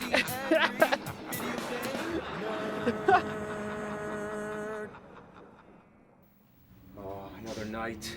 shitty games. Yeah, that's pretty much all I've I heard do about is play being a shitty video game games, nerd. and I have so fucking many. It's like I'll his old probably stuff be is still playing good, till but the dawn. newer stuff is kinda... It's a sacrifice to the soul, and it's sucking me dry. My God, hold it. How Again, appropriate, because you guys can't see it. Twitch is like blocking it from you.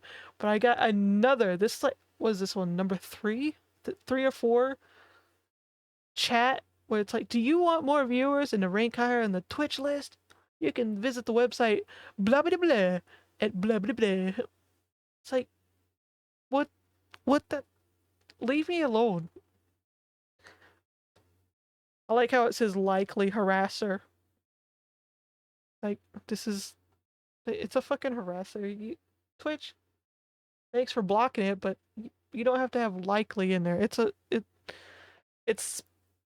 spam. They're spamming me. It's Dracula. I don't know why. Games, I don't know why they're most people spamming me instantly tonight. Think of the Castlevania series, but I'm I going haven't to had delve one of those into the chat fucking messages in a catacombs while. of hell. Our first exhibit is the count on the VIC-20. And what the fuck is a VIC-20? Well, it's an old Commodore computer from 1980. Thought the Commodore 64 was primitive? Well, check out the VIC-20. Look at that cartridge. That's what you call a game. Trying to jam the fucker in is a real bitch. Even worse than the Intellivision. It's like trying to stick your dick in a Cheerio. What the fuck? Are non-existent If your dick fits in a Cheerio, you got more problems than you think. It's afternoon I'm and just I saying. overslept. What shall I do now? I'm gonna write, get out of bed. Don't know what out is. What shall I do now? Wake up. Don't know how to wake something. God. I don't know what to tell it, but I have the instructions. I've never played one of those games So let's try. where it was basically climb. just a keyboard. Can't do that yet. Oh, so you're teasing me. Go. I also need a direction. Go right. Don't know what right is. Go left. Don't know what left is. Eat pillow. Yuck. Okay, so I ate the pillow? I didn't expect that. Get up. I'm in a bedroom. Closed window, brass bed, north. Okay. Go north? What shall I do now? Okay, so I went north? What did that do? Go east? Okay, what shall I do now? Go east again? Use 1 or 2 words only. Oh, okay, I'll give you 2 words. Fuck you. Don't know how to fuck something.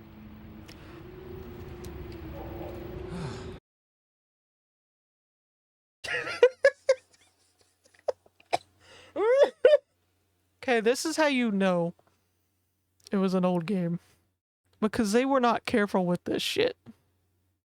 They were not careful. They tried to pretend to be occasionally, but this shit was all brand new. Just all out there. It was the wild, wild west times of video games. Next up, Dracula on the Intellivision.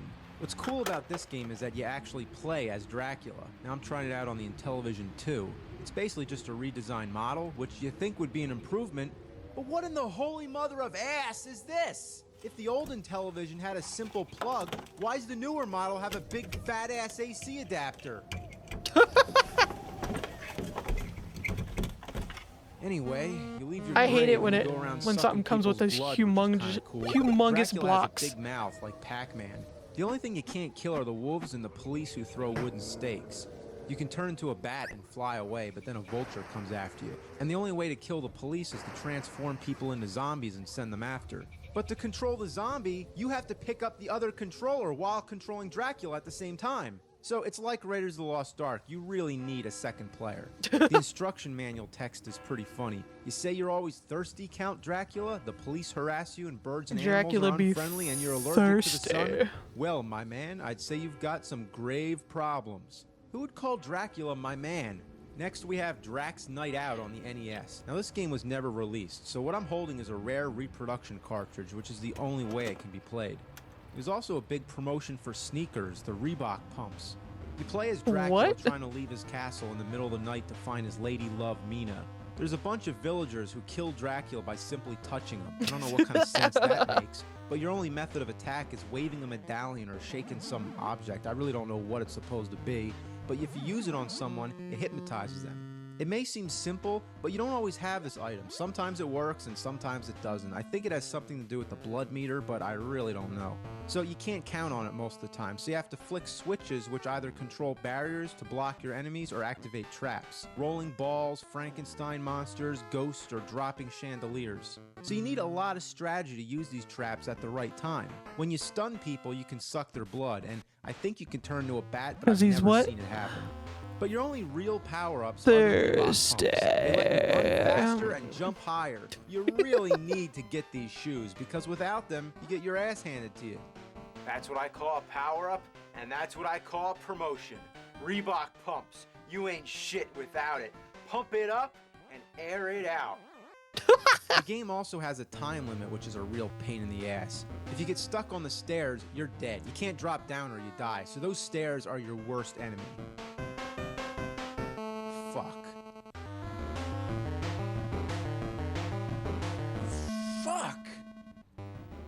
Even though it pisses me off, I can't really complain because this game was never released. It's like somebody took a shit and buried it and then someone else decided to dig it up. It's like, what do you expect? What?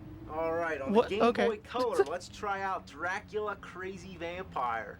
What kind of title Suddenly is feel that? your age You know again. Dracula's a vampire, and he's crazy, sure. He's crazy. Sounds like Phantom of the Opera. Dracula'd be thirsty for that pickle. Anyway, it's a typical overhead action exploration game. Yeah, there's not really much to say. What's Dracula's deal? He's got a big head and his face, he's like, duh.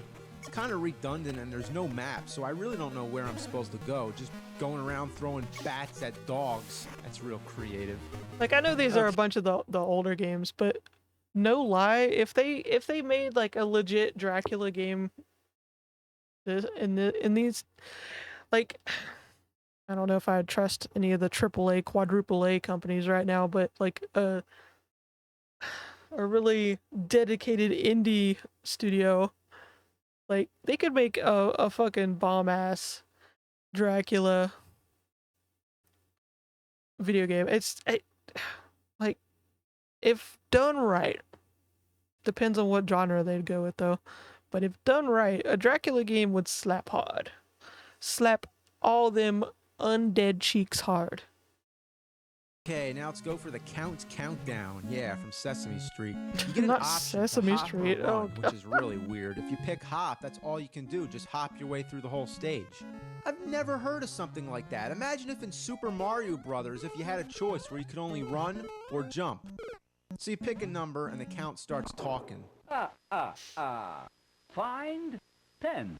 Man, that's weird. So you gotta go around and find the same number or things that add up to that number. So when you finish that, you go up in the clouds and you have to hit the blocks till the numbers come up, and then you hit the bell. That's about the extent of that.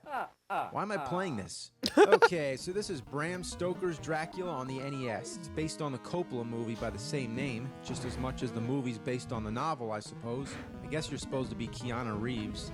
What's this? Blocks with question marks? Right out of Super Mario Brothers? Yeah, even the stages are kind of Don't be putting that in the universe. Only Keanu Reeves as level, Dracula. I come to a wall. There's nowhere to go. I tried jumping down, but that doesn't work, so I had to fuck about until I found that you're supposed It'll to do somehow this end up with him thing. like by jumping in the having air and his hitting puppy down. killed. Why the fuck do you gotta do that? And he goes on a rampage. The music is just a scrambled mess of 8-bit chaos. It's like Dracula Jr., the puppy, I've made it to murdered the first incarnation of Dracula, right beside my a shadow coffin. That emerges from the wall. Must go on a rampage. Time to hit him. You can either get out of the way or try to attack. Killing Most of bitches the and time I drinking can only hit pickle him when he's juice. Going the other way. He's just a pain in the ass. Next, we have another Bram Stoker's Dracula. This game was released on both the Super Nintendo and Sega Genesis. Both versions are pretty much the same. Your sword is a joke. It's about as effective as a butter knife. The gameplay is pretty simple. It's your average platformer. You wander all around, fighting a boring array of enemies and search the place for an exit. You can't go in the exit until you have find this some on YouTube? strange old man who thinks about a weapon. Then you can go find that weapon or head straight to the exit. I think this is the only one I What's that actually all recognize. About? He thinks of a weapon? Can you read I don't think minds? I Why played doesn't he it, just but give you I the weapon and recognize say, it. Here, now go to the exit. It doesn't even tell you that part. The bosses are senseless. The first one has this gravitational pull that sucks you toward him. There's no strategy. You'll never be able to get close enough to attack him and avoid him at the same time. So the only thing that makes sense is to stand right next to him and just keep hitting him and hope that he dies before you do. The strangest enemy Just I've slash noticed is off this the green pickle. plant thing. It just looks like something's wrong. When I saw another one, I figured out what it is. You see, they're supposed to be coming out of the walls. What's this shit? It looks like it's suspended in the air. Were they too lazy to just flip it around? What I really fucking hate are these goddamn spears. Oh, I mean, fuck. How the hell am I supposed to get past these things? There's no fucking pattern. Your only hope is to dodge the first one and then just run through it. In most games, when you get hit, you're invincible for a brief moment. But here, you have no recovery time. You just take damage till you die, and it can drain all your life in one fast combo. Fuck! Game over? That's it? Overall, it's a mediocre platformer game and a cheap exploitation of the Coppola movie. Wait, who's this? Fred Fox? Fred Fox? What? Fred Fox? Fred Fox! Oh my god, Fred Fox! Oh my god, it's Fred Fox! Oh, Fred Fox. Okay, one more. Wow. Now, really, this could go on forever. Some people Bram Stoker's Dracula on are the just not Sega lucky when CD. it comes to I their already actual commented on names. this game in my Sega CD review, but it's just so bad. It has impressive graphics for its time, and it has all these cutscenes where it shows clips from the movie, but it's so badly pixelated and it's pointless. Yeah, that's There's also this guy the with a pixels pipe are reading a pixelating. book. Jonathan Hart. Why? I actually did manage to get to Dracula, at least in his first form, and he looks just as laughable as he did in the movie. But the most ridiculous part is when you die. What the hell? Is that clip even from the movie? I don't know. Maybe it's from Bill and Ted. The game looks amazing for its time, but the control is what kills it. It's so awkward trying to jump. You fall through shit and the attacks are so delayed.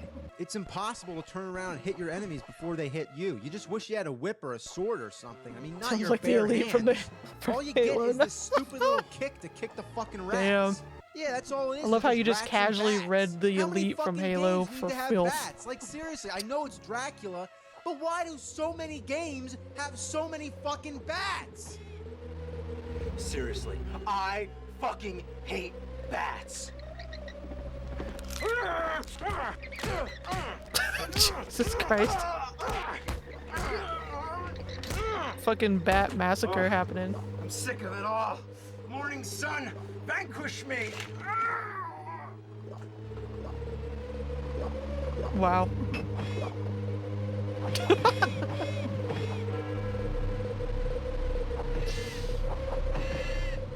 Ugh.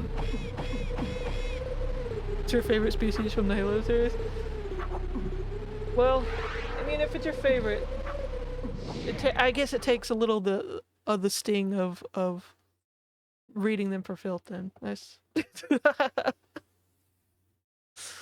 Oh my god, that was angry video game nerd.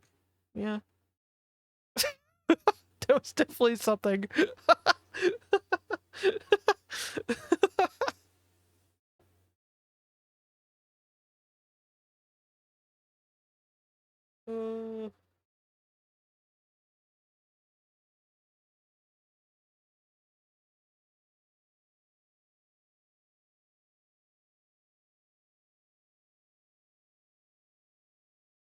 Ugh.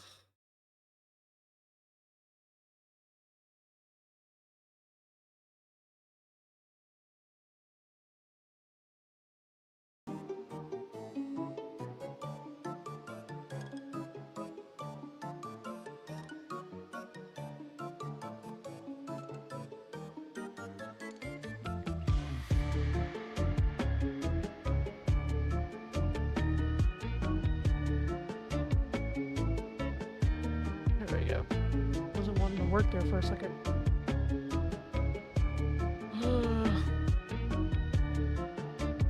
Uh-oh. Don't like how that's freezing up. Alright. Gonna end it there for tonight. Yeah. this was like my test stream back, testing the internet to see if it'd hold up with me streaming.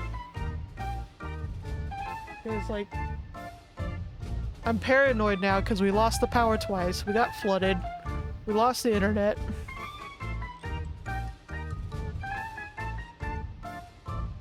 It's been a roller coaster. A roller coaster of emotions. So, tonight was like a test stream back. But yeah. Like, cross your fingers and knock on all the woods that I don't lose my internet or my power again. Because I wanna get spoopy season going. It's my favorite holiday, it's my favorite time. So yeah, we're gonna be watching some spooky stuff and playing some spooky games.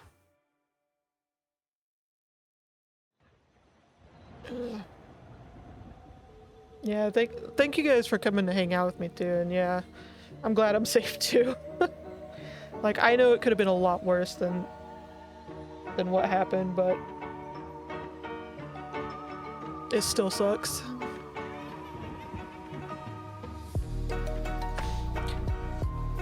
Yeah, if you guys, again, for whoever's left, whoever's lurking, whoever's still here, if you have any, like, spooky vids or spooky game suggestions, let me know.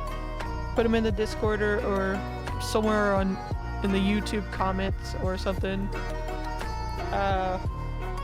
Because I've got a few. Alright, Yuko, thank you for coming by. Thank you for resubbing again. I appreciate it. Yeah. If you have any more spooky suggestions to get us going this month, I appreciate it, because I've only got like a few videos off the top of my head that I'm gonna watch that are like spoopy themed, and a couple of games that I've got planned, but it's honestly not too packed about what I have an idea on, so I will take suggestions.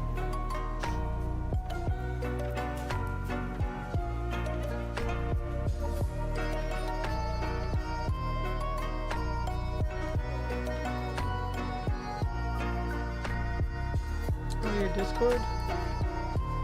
You should be able to just join, shouldn't you? The Discord. I don't think I have to send you an invite. You should be able to go. I think so anyway.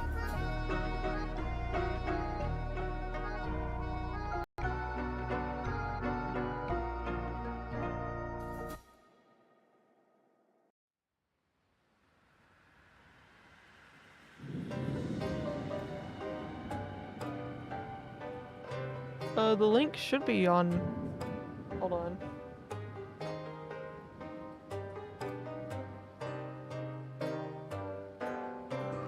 I thought I had it on Twitch. Is it not on there? It should be down there somewhere in the About section. If you go down to the About section on my Twitch channel, there should be like an icon that says Discord. You can click on it. It should work.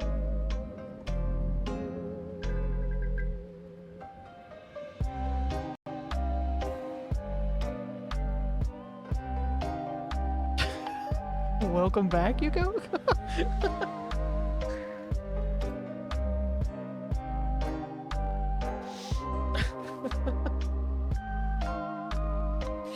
But yeah, thankfully the stream went well. It held up, although it was stuttering a bit occasionally in the videos for some reason on YouTube. I don't know if it was a YouTube thing, my internet thing, or my PC thing, but it was struggling a bit sometimes. So we'll see. We'll see. Hopefully it's not the internet. It's just YouTube or something being weird.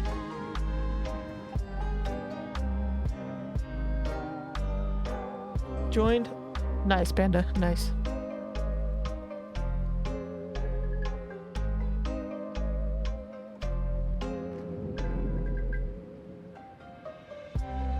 I guess welcome again to my Discord.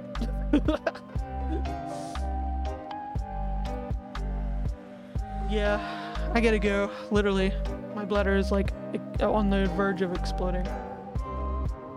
But yeah, again, any suggestions, just leave on Discord or YouTube comments or somewhere. I'll see it somewhere probably.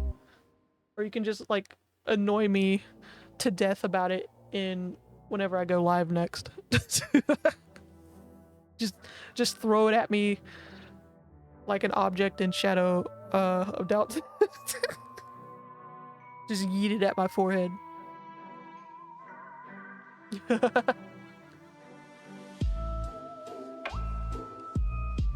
Yeah, thank you guys for coming to hang out with me. Once again, crossing my fingers and toes that it's a little more smooth sailing on the streams. So I will see you guys later for more shenanigans and spoopy times. I appreciate you guys resubbing, lurking, chatting, and just hanging out. Plump cheeks.